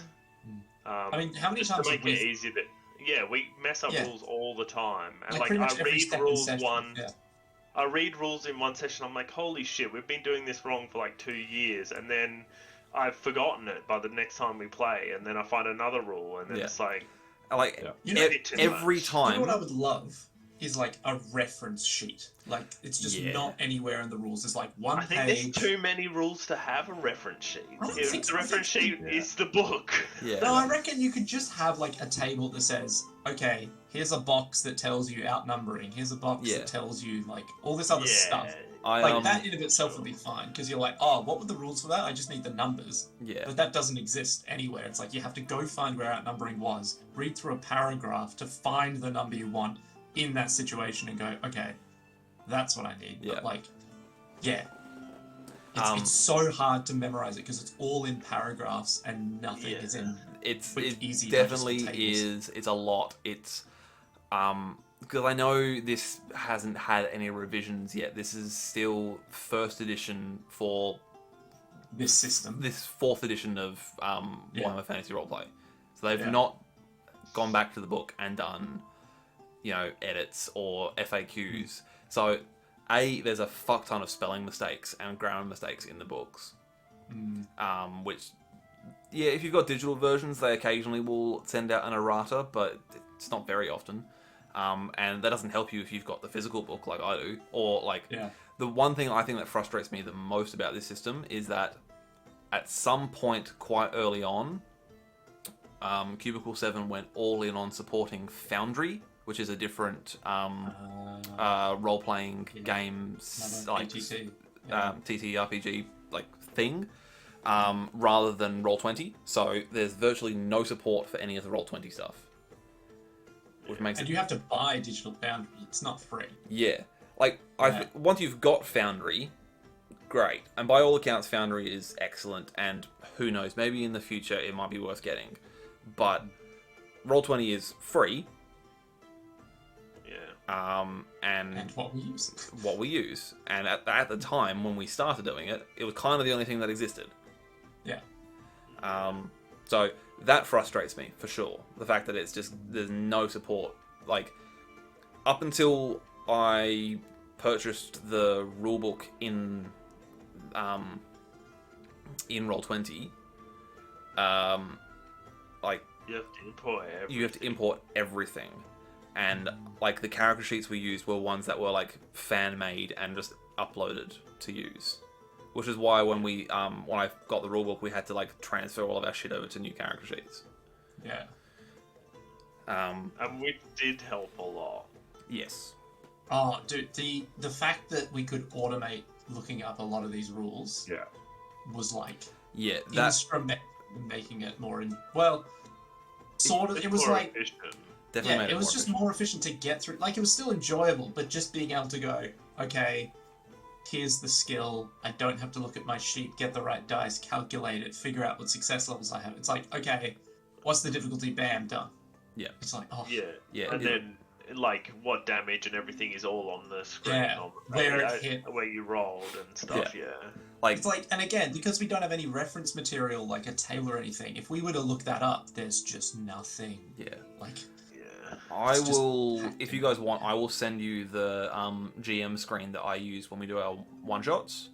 ooh, Because that is probably the best thing I found so far that has like a list of all the conditions, a list of like loosely what all of the skills and talents do, how outnumbering works. The one that I was going to mention before, Nick, when you were ranting about trying to find rules and whatnot. Every time we've had to use the flee rules, we've had to look that up because we've always forgotten what it means. yeah. Like, Same with, like, impact and impale and Yeah. why are they so close in wording? Like, I know, but do different Yeah, things. Yeah, exactly. Yeah, it's yeah, I agree. It is frustrating. It definitely could use some streamlining. But the core system, Yeah. fucking great. It's just that if we had a slightly better thing to work off of, it'd be like, oh, so much easier. But yeah, What You see, about? I don't think you could do a D20 system and have it be Warhammer. Yeah. Because, like, the variance isn't enough. This has a very good feel of, like, it could go really well, it could go really badly, and either way, like, it's still fun. You just can't do SL differential on it. 20 options. Exactly. The coolest thing. Yeah.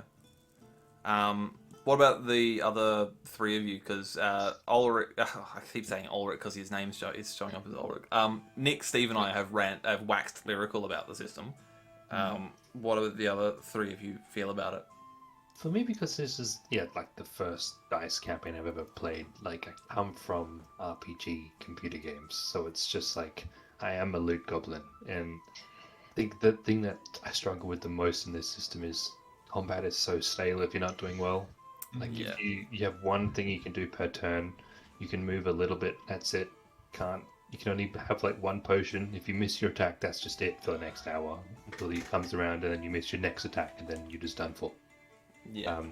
Whereas I think having like bonus actions and having, I don't know, dynamic movement like you can in D&D. Like, if you try and disengage in this game, it's so punishing. You just lose all your advantage, or you just get fucking slapped. Yeah.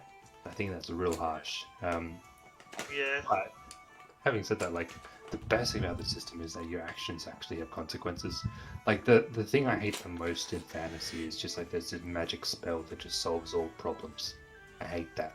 Whereas, like you were saying before, if you cop like a mortal injury, like, you're losing a limb.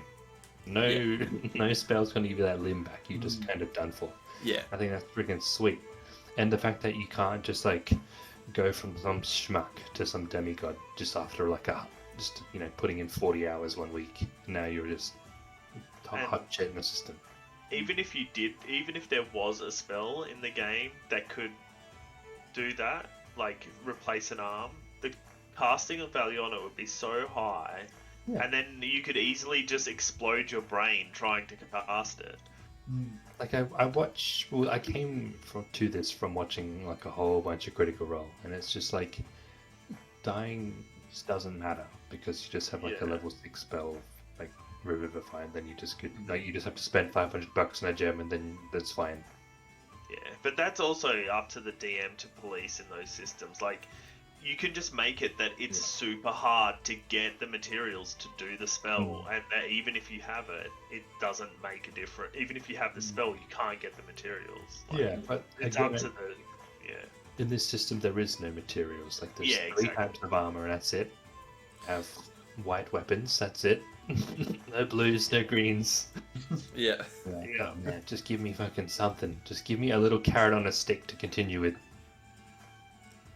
Besides that, it's pretty great. So When I what you're started saying is you playing want more D&D, loot I was stuff. definitely like that. I definitely was a loot goblin, but I've backed off as I played it more and more and DM'd more and more. Like, I don't care about loot at all anymore.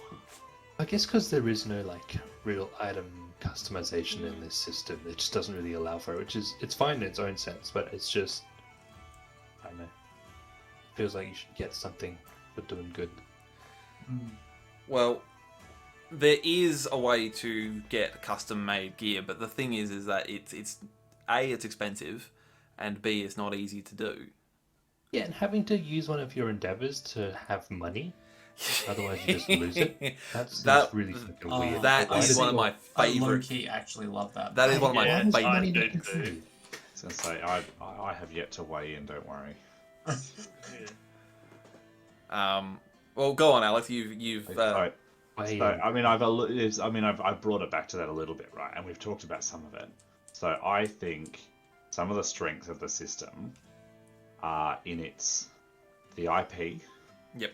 Just Warhammer is cool, and the money behind, the money and the art and the design and all of that can go into it, right? The That's world all. building and all. Yeah, the world building, right? It's Warhammer. It's great, and looks polished. It looks great. It's awesome.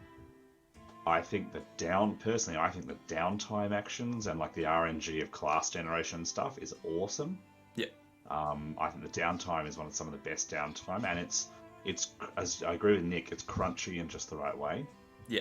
But I it's feel like also there could be more options in downtime. yeah, exactly. Like they could add some more absolutely. in, but I think it's you can work that out with the, there's a lot of stuff that comes under commission and inquire and investigate and stuff. There's a lot of stuff that you can put into it without having to worry about it too much, kind of thing.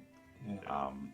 I think I like the RNG nature of it, but I agree very much with Steve. I think that it's a bit too like crunchy in terms of all the different rules and impale and impact and damaging and disperse and disarm and whatever, and every single talent under the sun and all this kind of stuff. And some can be taken multiple times and some can't. And then how like priests have got miracles and prayers that kind of do the same thing, but they sort of don't. Yeah. Like it's not simple enough in some ways, but also I guess it's part of what I find tricky is that it's a bit hard to like. It almost wouldn't be Warhammer if you took it out, though. No, I sort of get that, right? It's weird, right? But it's like appreciating it, but then being like, oh, I guess I have to suffer through this aspect. Yeah, and I like, and sure, as I said, I normally like playing just some guy. I don't actually want to be the big hero, but the problem is that the story's got to make sense for me. Like, I'm story first. I want the narrative to make sense as a group. And again, you could easily with RNG have a witch hunter, a priest, a dwarven slayer, an elven beggar, and a how do you mash them together? And how do they fit into a party that goes on adventures together, right? Like, I mean, that's a little bit how you play the campaign, but it's a little bit also, I mean, the game is written to explore a narrative and tell a story, rather than just roll dice for downtime, right? Because I could tell a story about those people and they see the elven beggar and he gives them rumors and whatever, but then what happens when you go out on adventures? It doesn't. It's like, why have you taken this random beggar with you except to just hope that he triggers the traps? I don't know, like it just seems kind of weird, right? And then he dies on the first trap, and then you roll a dice and suddenly there's a halfling badger knight that's turned up on this adventure with us. What? And you can't really be like, the GM will figure it out, because it shouldn't be up to the GM to figure that out. Exactly. The player and the GM should work together on it, but it's also like the game actively rewards you by rolling dice and ending it with this random, really difficult narrative situation that is both very Warhammer and also not very Warhammer. Yeah. And so I find that a bit clunky. And then I personally hate D100 systems. I loathe percentage dice. I just think they're always unfair. Again, that's part of my own human brain, just reading the they're very swingy. Yeah, they're very swingy, and so I just, and as I talked about, right, it's you've got a big, powerful wizard character. The best he can roll is a 7 out of 10, and he would have had to spend, centuries investing in that. I get it's Warhammer. We don't. I know it's like wizard's a bad example, right? Because we want wizards to be kind of chaotic and weird, but like a god tier, absolute beast of a caster, best chance they've got is 7 out of 10. Whereas if you're looking at something that's like a DC 15 and you've got +6 in the thing, you're rolling way better than that in D&D. Not that I prefer D&D. Like, I'm very much not trying to be like D&D is a good system. I think like you could take from both. You just have to you can use the D20 system, but then like everything needs to hit hard and you don't have much life. So like you might do really well, but if you don't once or twice, like you're dead. Exactly. Yeah. There's a cool. It's obscure and it's based. It's like an old school. What do they call old school Renaissance type game called Warlock. That's inspired by old Warhammer, like 80s Warhammer roleplay. The first edition of Warhammer Fantasy roleplay. It uses D20 system, but it's more like the thing that you do roll. You roll dice to RNG you guys, but there's like a much shorter list of classes. And some of the classes are like beggar and whatever, but like you can't. There's a tier of classes that's like you can't be a knight until you like there's a set level of prestige classes that you can't access until you've become a big hero. Until you've developed enough skills. So it means that by that point, for you to develop enough skills to be a prestige class, everyone else in the party is going to have a similar level of skills. It's almost like instead of the career system in this, where it's like you choose academics and then you go wizard or scholar or whatever, and then you go into your levels. It's like you're an academic. Everyone starts as a scholar, and then as you level up, if you get to the highest tier or whatever, then you become the wizard at the end. You're exactly right. If you're a soldier, you start as a guard or a squire, and then as you level up, you become the knight at the end. Yeah, and if you make it. Yeah, and this game kind of does it a bit. You kind of you've got that as an option, and then the way combat works is it's a D20 roll, but every combat test is opposed. So you roll the monster rolls. You add your weapon skill to it. They add their defensive bonus to it. If you score, whoever wins the roll deals the damage for that hit, even if you're defending. So you only get one attack in a round, but if a monster comes and swings back at you and you're good at defending yourself, you'll actually damage the monster with your defense. Yeah. And so the combat hits hard, brutal, because like you're doing damage on attacks and defense, but it's like it does damage. But then also attacking is a risk if you don't succeed. Well, that's it. It's exactly, which again should be. It's kind of like it's worth it. Yeah. Interesting. That's why I kind of wanted to give Mothership a go, because it's a much more. It uses the percentile system, but the point of it is like you are not meant to survive. Yeah. You run one shots, and if your party is alive at the end, they were mad lucky. Yeah. And I like that. It's like but it's a horror RPG. Yeah. And I think in horror ones and like various Cthulhu ones or Paranoia or like even certain like even one of the one shots in this, right? Because you could run this. I think this is a really cool framework. Is I guess what I'm saying by the RNG ability and the downtime actions and stuff. This has got incredible potential. Yeah. Because you could build it and you could make it an investigative game. You could make it into a thing. I mean, it would be easy for Ben to say, right, roll RNG, but we're just going to make sure everyone's an academic, and it's set in a grand guild library, and you go on adventures in the Chaos Realm as you read spicy books or whatever. Like that could be a totally valid thing. Or we could be dwarves in a hold fighting orcs the whole time. Or like you could do a lot of different stuff with it, you know. Yeah. And so I like it for that, as I said, IP flavor and the kind of the RNG potential. I enjoy. I feel like it's made more actually for a system to play something specific than something overarching. Yeah, I think that's sort of what I'm saying, I guess. And that's not a criticism of Ben's like DMing at all.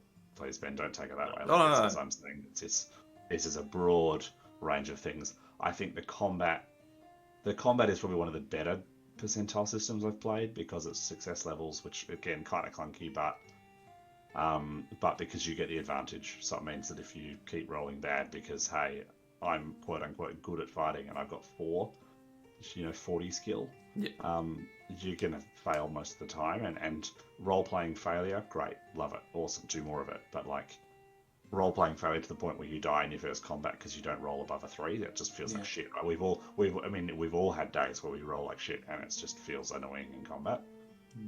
And I just find I get a lot more of those in percentile systems than anything else.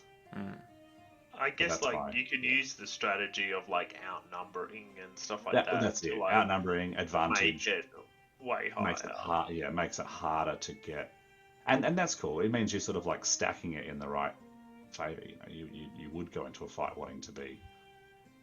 You would not want to take a risk. Like, it happens to what happened in that Babricus fight, where everyone's just clumped in their corner and just unable to move because they're all even. And I do agree with you, Luke. Like the disengage system, it feels like it almost feels a lot like the old Warhammer Fantasy. You like move your pie plate or your plate into the other person's plate, a block of, and then they just sit there and fight until one's dead, and then they move on because you can't get away from each other.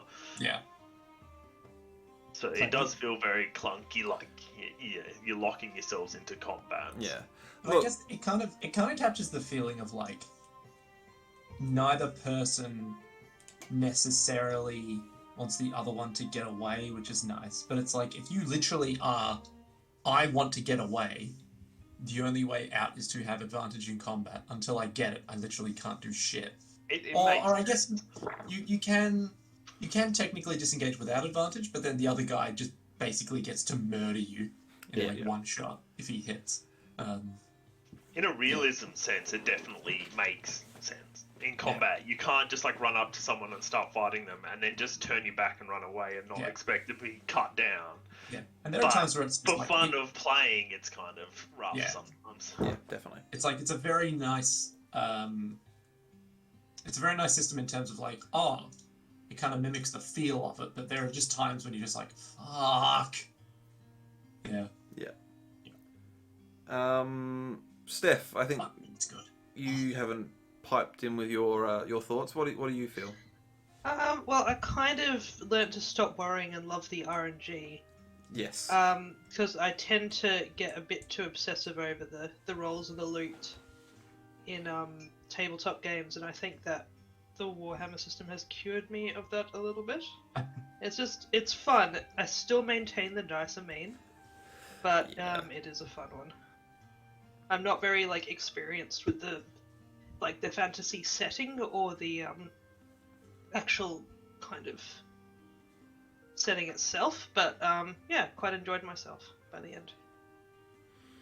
Nice. I think it helped me be a better role player because I learned to not, because I have a bad habit of min-maxing and metagaming, and I don't like doing it, but I do it. Yeah. So it helped me learn to not worry about min-maxing and focus on role playing. I think one of the things as well, particularly for, I think, other than Luke, the rest of us have all come from a D&D background, right? D&D has been the main system that we have played.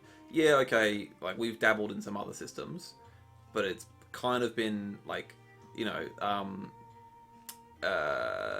Nick, the very first D&D campaign we played, we were 18. We were straight out of high school, Yeah. And We then literally saw it in tactics and we're like, we're going to give it a we're fucking going to go. give it a go. That was, It's time to embrace it. 4th edition D&D, which was fucking awful, but also excellent. Acoustic WoW. Yeah. Isn't it Basically. the worst of all this? So It's it awful, depends. but It it's depends on also which aspect excellent. you're talking about. The combat is simultaneously so fucking cool and agonizing because you're basically I will now use my thing I can use every round in combat. I will now use my thing I can use every round in combat. Oh, I'll use the one I can use once in encounter. Now I'll use the one I can use every round of combat. And it's you just repeat that until the bullet sponge is dead. I feel like it was the one that made a lot of people learn to min-max all the time. Oh, 100%. Because your character could be 100%. so weak Yep. if you didn't. Yeah. And on top of that, it was, as Alex said, just WoW, but tabletop. So it had a lot of really cool ideas that it kind of fell over because it was just really kind of straightforward, I guess, is the best way I can put There it. was so the I think the campaign that we played that springs to mind the most was as to how you could min-max your characters to such an extent that you could defeat anything was a campaign that Nick ran with me, Alex, and Dom as a party. And we were level 3, and I think we downed a level 7 dragon. Because you are all fucking dwarf paladins. No, there wasn't that one. This was the one where Alex was playing a paladin or a fighter or something and had an aura effect around him. And I was playing a bard, and then Dom was playing a sorcerer. And so I had Herm. It was a weaker Herm. Or was it Herm? It might have been Herm, the pyromaniac. Yeah. And it was so Alex would stand in front of the two of us, or Alex's character, I should say, and I would use abilities that would entice things towards us and would drag them through Alex's area of effect, which meant he got a free attack on them. And then Dom would then use his abilities in the next turn, which pushed things away, which moved them through Alex's area of effect, which meant he got a free attack against them. And then Alex would get his go, where he would get 2 attacks and beat the shit out of stuff. And we just kept doing that. So, we did that against as level 3 characters against a level 7 dragon and defeated it. And Nick was like, "We're done with this campaign. This is stupid." It's such a video game tactic. Yeah. Yeah. That's when I think Wizards of the Coast went, oh, we should stop allowing forced movement to proc opportunity attacks. Yeah. Like, yeah, because people were just like, this is really cool. This is really dumb. Yeah. Yeah. But yeah, those coming from a D&D system where, you know, you fight the big bad and then you have a long rest and everything's fine. Like, all of your spell slots have recovered and all of your grievous injuries have just magically healed themselves overnight. Yep. And you are You're a able hero. to, because you're a hero and that's your job. To, like, I saw the starter set at a Games World in Cannington. I was like, oh, that sounds so cool. I love Warhammer Fantasy as a concept, as an IP. And reading through the rules, I was like, this is so gritty and real, and like everything has consequence. Like, there's nothing in this system that is throwaway for the most part. Everything has consequence. I freaking love that. The thing that I dislike the most is, as you were saying, Steve, it is so goddamn rule dense. And as a GM, it is an absolute nightmare to try and keep all the rules in my head. And if we didn't have the search function in Roll20, there are times where we would just be like, it will take us hours to find the rules. Yeah, 100%. It'd be like if you had every single source book of 3.5 D&D. You'd just be like, okay, let me take an hour to find the exact ruling, which will exist. We know it does. Yeah. But I can't find it yet. So, it's a great system. I love that there's consequence, but it sure as shit needs some streamlining. I don't even think the rules, like, any rules really need to go away or anything, but the book just needs to be written better. Yeah, agreed. And in a way that it's easier to find things, and there's not as much bloat in the sentencing. Yeah. There was it's the same problem that Shadowrun 4th Ed had, where the original 4th Ed book was just like, you guys have written this in the most confusing possible way. Like, it's a great system, ish, but holy fucking shit. Yeah, once you figure it out, it's like, oh, if I dedicated my life to learning this, this is awesome. But trying to figure out how the fuck the Matrix works, you're just like, what the fuck is anything? So they had to rewrite it in like the 20th anniversary edition. And it's just like, well, this helps a lot because now I'm not having to flick through to find where anything is because they've labeled everything on like every single page of like, this holds this section, this holds this section, this holds this rule, and you're like, okay, great. But like, you still have to read paragraphs of stuff to get answers instead of just having like some kind of streamlined thing. And this is what kind of this rulebook has right now, is just like, cool, I have a lot of paragraphs, but I need it to read better and be quicker to get to the point. Yeah, definitely. Yeah. Because like, it probably looks nice, but it doesn't help when I'm like, look, just give me a table. Just give me a table. Yeah. That will be far more useful in this context. And like, it has a lot of tables, but sometimes you just need more tables. Like, the master talent list, or whatever, like, at the end of it, or at the beginning, it should list all the talents and then like one line of what it does. Yeah, Exactly. 100%. Exactly. And then Just have like, the what's the master mechanical talent thing? list Yeah. that explains all the crap about it, so that Yep. you can get nerdy with it if you want, but when Yeah. you're trying to quick reference things, like, Yeah. it's impossible. Have a big section at the back of the book that's full of fluff and just be like, Yeah. this is why dooms are significant to people. Yeah. But actually, kind of like the magic section is not bad for that. Yeah, it's actually, that's true.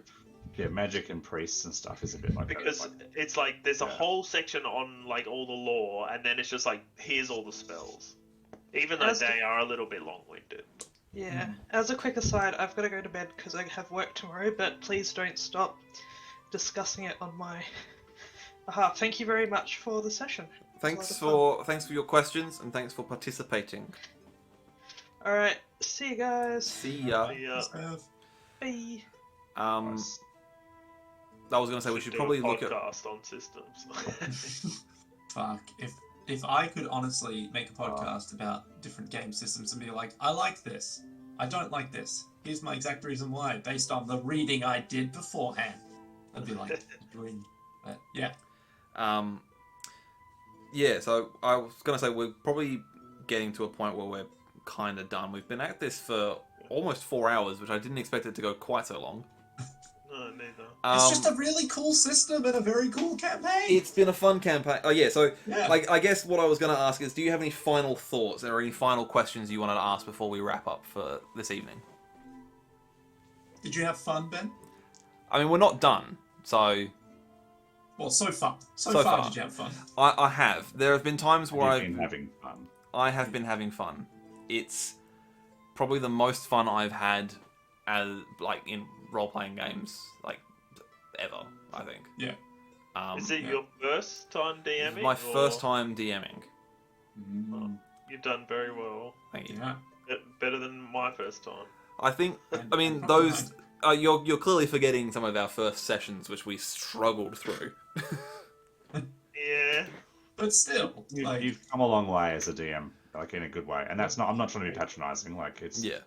it's you have given that you haven't really DM'd before. Yeah. Yeah. And you Yeah. know, like the campaign that I was running that we met on, Yes. I like cancelled that and just made up some excuse because some of those people, the other people that I found, were weird as fuck. Yeah, And they I was were like, an I don't- odd group of people. Yeah, I was like, yeah, I don't really want to play with these people anymore. Yeah, particularly the other couple who were there. I've just felt that they were It was trying weird, too yeah. hard to They play did not. D&D. They didn't seem to get along, I felt like, either. Yes, it was very odd. It was. Um, Yeah, sorry. Yeah. Yes, I've enjoyed it thoroughly so far. I do have an end goal in sight. So, back to the point of like how far advanced do you plan? I have already got planned how I want this campaign to end. interesting. I've had that planned for about a year now. Yeah, nice. I know exactly what I want to happen. I have a vague idea of how I want it to play out. I think it's very grimdark. I had originally had an idea that would allow us to flow into playing a Soulbound campaign, like immediately following on. But I scrapped that because I felt that maybe it would be better if I took a break after running a campaign for possibly 4 years by the Yes. time we finish it. But that being said, I have already been looking into running a D&D campaign as well. So, Very cool. yikes. D&D's a lot of fun as like a silly, you know, it's beer and pretzels role playing, right? Like it's quite Yeah. accessible, and again, good people can actually, you know, make it not just a bunch of murder hobos being power gods. Yeah, I would Yeah. absolutely love to play a D&D campaign. I enjoy playing D&D now, but like I very much play it like I'm playing this. I don't care about loot. Yeah. I don't care about Yeah. being powerful. I just Yeah. play it to make a cool character. Yeah, I want the character, I want the story, I want the world. I've literally just sometimes said, you know what? I don't care if my primary stat is bad. I'm just gonna put it in whatever seems about right and then go from there. I always roll my stats, and I always hope at least one, preferably two of my stats are decent, and two of my stats are absolute trash. Yeah, absolutely. It's like the biggest negative, the better, Mm. because it's like fun to play a character who's crap. Yeah. Yeah. Yeah. Yeah, 100%. And then if I don't roll bad, I just give myself like, I'll say, okay, my character's got like a missing leg or a limp or something, so then like I can't move in combat and stuff. Yeah. Yeah. Just make my life hard for myself. So good in like fantasy games. I love that system. Mm. I mean, Ben and Nick, you remember some of the rogues. Like the rogue I've played a lot of the time is the social rogue who hides in combat. Yes. Yeah, he I was a quite liked fun him in it. character. I mean, he was obnoxious and Oh god, yeah. like he was very good charisma, but also he was very much just Yeah, he would hide behind a barrel and occasionally shoot a crossbow, and that was yeah. all you would do in And combat. miss. And miss. Like, have you guys watched like the Critical Role season 2 at all? I've not watched any Not of Critical Not Role, really. Like, but I Sam have Riegler's character watched. is just like this arcane trickster rogue Yeah. who was that. She was just a coward who struggled with alcoholism. So it's just like not your badass fucking in the shadows whisper rogue. It was just an alcoholic goblin. So good. My last character, my current character's a dwarf. My last character was a vampire, and it was so fun playing a vampire. Oh, he's a Dampier or whatever. But like, I played him like he thought he was immortal, Yeah, nice. and he just, yeah, it was very fun. Being like morally weird, like I would just kill people and like take bites out of them in front of the party and like do weird shit. It was Yeah. very fun. Get the party in trouble all the time because like they're Yeah. hanging out with this like ghostly guy. It was good fun. Yeah, nice. But normally I just play a dwarf and beat shit up and get drunk and headbutt like in keeps and stuff like that. As is That was my your first right. Exactly. All right. Being generally offensive. My Uh, current dwarf's good. He's like 400 years old and he's like an old man and like has this bad back and stuff. He's old soldier vet. It's actually pretty fun. I haven't played in ages. So, any final questions or anything else you'd like to chime in before we wrap up? Not so much a question, but I just want to say thanks. Like this is Yeah, for sure. this really is Yeah, going to be it for me for the foreseeable future. Yeah. Obviously, with the baby a month away, I won't be around for the next adventure. Hopefully can tune in every now and then if you don't need one shots them down, but I just want to say thanks for including me, really. You guys have all been so nice and inclusive and helpful and patient, so I'm really, really grateful for getting the chance to play with you all. So thank you. I Thanks had for no being idea there. that Great this was play. your first time playing a No, dice same. game. Yeah, Ben Like, just mentioned it when we were remember sitting back in the at day, work. but like I forgot. I forgot. Until now. Well, if we do play D&D, hopefully you'll be able to join us. Yeah, Okay. In the future. I could buy forever, but I just know the first few months, Yeah. obviously, For sure. gonna be a bit Yeah. busy. You'll be just happy to get some sleep. Yeah, for sure.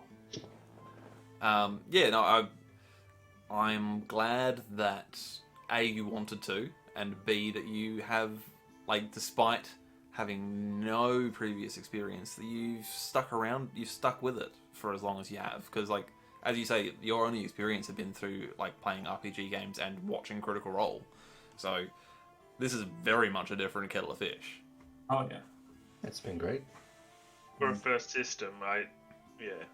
It's also It's it's also quite a complicated system. So yeah. I feel like My when you first do system finally was get to Rogue play Trader. D&D, you're gonna be like spoilt because you've played such a complex system already that going to Yeah. D&D is gonna feel like a breeze.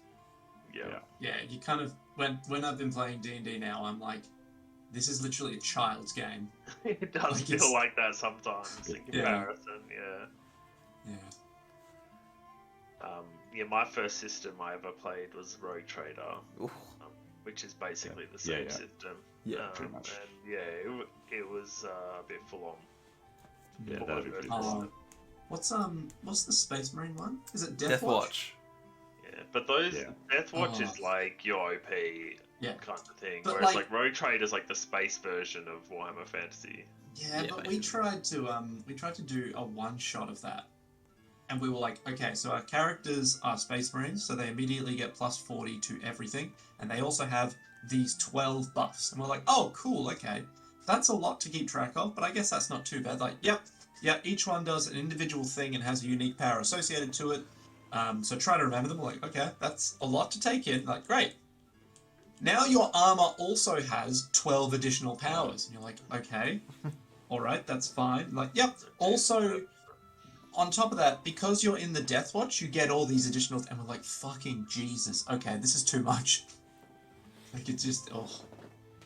In the same respect as Luke, I want to thank you for accepting my self-imposed invitation to join. Yeah, I that was quite a funny message I got from Sam being like, Steve doesn't want to ask you if he can join, but he would like to join your campaign. Yeah. I'd never, like, literally, none of my friends play D&D.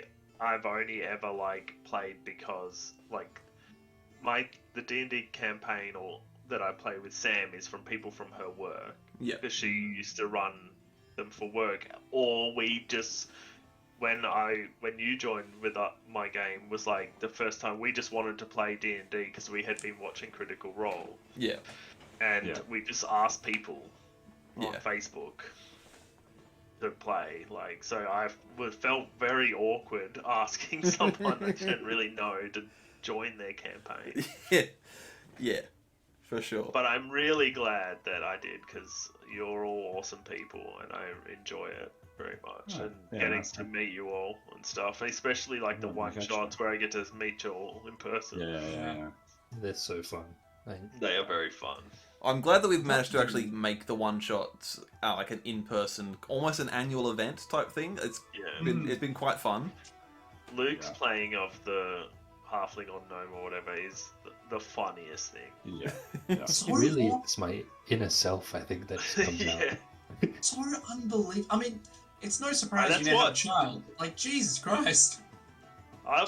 That's what surprises me the most about it being like the first time you have played RPG, like role-playing games, and you played that character so well. Yeah, exactly. It's like straight into what they're about, and you're like, well, this is great. This is a good time. Yeah, I'm actually a halfling woman inside. Yeah. I'm just imagining she's literally like half your height, like IRL. Oh, man. Yeah, no. Cool. Well, thanks for humouring me with this Q&A thing. I actually think it went better than I thought it was going to. Yeah. I had a feeling it was going to be kind of... Very I had worried it was going to be awkward. It would be like, I have a question. Let us go through and answer the questions. But it felt far more natural than I anticipated it being. Kind of like one of those YouTube roundtable things. Yeah. Yeah. But like, you just pose a question to the group and everyone answers. Yeah. It's having a good debrief at the end of it. It was good. Yeah, so I haven't in a long while, but I used to listen to this podcast called D and Doctorates. And at the end of each sort of arc, they would have a what they call the common room session, where it was basically they would answer questions or ask each other questions and answer questions about the previous arc and their various interactions with the characters. Like, how did your character feel about doing this, or why did your character do this to such and such? And I just liked that concept of having a debrief. And yeah, I feel it wasn't as weird as I thought it was going to be. It's actually like, Gabe, as we were talking about like the questions that I asked about how like, your characters feel about each other, I feel like in the future I will ask that like privately to people, because it helps me understand what they want for the character, for their character and the relationships, because then I can build on it without it just like trying to guess or anything. Definitely. As an aside, and I don't know if it's necessarily something we would need to do frequently, but something like this, would you want to do that, like, I don't know, say like after every 2 or so like arcs of a story, or is it fine doing it at the end of an arc and like summarizing the whole thing? Oh, I reckon it's good to do it at the end of an arc, to be honest. Yeah, I think doing a little debrief in the arc's a good idea. I mean, we probably wouldn't go as long because we asked a lot of questions that are like not related to the arc, but having one about but having one at the end of every arc to have questions about it and feedback and like what we want out of it and what you want out of it is a good idea, because then it keeps everybody like working towards the same goal. Yeah, definitely. definitely. Final thing, Steve, I'm definitely down to do a one shot for was it Monstrosity? Is that what it's called? Mothership. Mothership. Oh, that's good. Yeah, Yeah. 100%. Right, So I'm so down for this. It's like a sci-fi horror Yeah. game. sounds It's like great. it's based on Alien, effectively, isn't it? Or something like that. Yeah. It's got the vibe. If you were trying to make a system that Alien could be played in, that's what it is. Yeah. But it There could is be actually like an Alien anything. RPG as well. Yeah. But yeah, I know what you mean. But it's like the core system for that Yeah. sort of thing. Yeah, of course. That sounds good. Yeah, when I did a very quick skim through of the Kickstarter page and saw that you could play as a geneticist, I was like, oh, it's a class built for me. Brilliant. One of the campaigns I listened to being played was one where the group of like players took on a mission to like protect a cryo ship. Yeah. So they get put into cryo sleep on this ship, and then if any emergency happens, they get woken up, and they all who have to deal with the whatever's happening. Right. So Alien. Yeah, but they wake up on a planet, and they wake up coming out of cryo, and they don't know what the hell's gone on and how they've gone to this planet. Right. Yeah. And what it turns out is that, like, basically, it turns out that they're clones of their characters that they made, and their characters are off doing something else, and they're playing the clones that somebody's creating to feed to this machine, this like bio machine that's like trying to bring back some emperor, but their clones deteriorate over 6 hours and start to mutate, so they have to try and figure out what's going on or leave notes, and if their clones mutate or die, then in 6 hours another clone will come out and they take over that character. Oh, that's cool. Cool. That's And very cool. So Sam's character didn't die, started mutating, and then the other clone came, so she's playing like both of her clones at the same time. Interesting. I just thought it's a pretty cool like idea. That's not what I'm gonna run if I run one, but like something similar to that. It seems like it's a system set up for one shots. Yeah. I don't know how well it would go for a campaign, but Well, sign me up. I'm keen. I am forever saying that it has been so long since I've been a player. So sign me up. I'm there. you definitely like when I'm GMing, I'm like I just want to be a player, and when I'm playing, I'm like I could be a GM. Yeah. I felt that so hard with this campaign because I was being a DM with like my own homebrew setting for another group of friends while we were doing this, and I was like, Jesus Christ, I wish I was just a player. And now I'm like, oh, but you know, I could just, you know, I could have time, right? Yeah, that's the hard part is time. That's why one shots are good or like short campaigns. Yeah. Yeah. Like one of the guys that I watch online that does like Warhammer Fantasy and stuff, they do RPG marathons, and they'll just all meet up and like stay at some person's house for like 2 or 3 days in a row, and they'll just play for like 12 hours each day. Oh my god. I just do like a big one shot over like 3 days or something like that. Like twice a year. Jesus. That's crazy to me. Yeah. I don't Yeah, I think my think brain that's could handle it, but like imagine Lord. DMing that far out. I couldn't do that. Mm. Anyway, I'm on puppy duty tonight, so I only get like 3-hour sleep periods. Hey, So- lovely. But So, yeah, as odd as it sounds with my dog, we just like left a mobile phone playing reggae music on Spotify on his top of his box, and it just put him out. Like he was Oh, he sleeps fine, but then he'll just wake up and piss or shit, no good. and so I have Not to take fun. him out to go to the toilet. Lovely. Love a dog. Well, yeah, Steve. Honestly, I say the sooner the better. So Yeah, I'll have to. I've got ideas. I just need to start working out some the details, but I've got plans. excellent. Sounds good. All right, we have just about hit the 4-hour mark. I'm gonna press the button. Call it. This is the 6-hour attempt. Call it. Press that button. Oh, beautiful. Beautiful. Yeah, I think that's probably us for tonight. Yeah. I think. so. Thanks all for humouring me. This is actually Thank you. quite good. Quite informative. I will take on board the things you have said. And I guess we will regroup in, let's loosely say 3 weeks. I'll let you know if I'm not ready by then. So that should be the 4th of August. Alright. Sure. Let's see if I'm actually... And we'll... I might not be free 4th of August, but I will let you know. Yeah. Well, look, I may not have everything ready by then. I'm hoping I will. Yeah. But if we don't, then we can always push it back a week. Yeah. But yeah. No worries.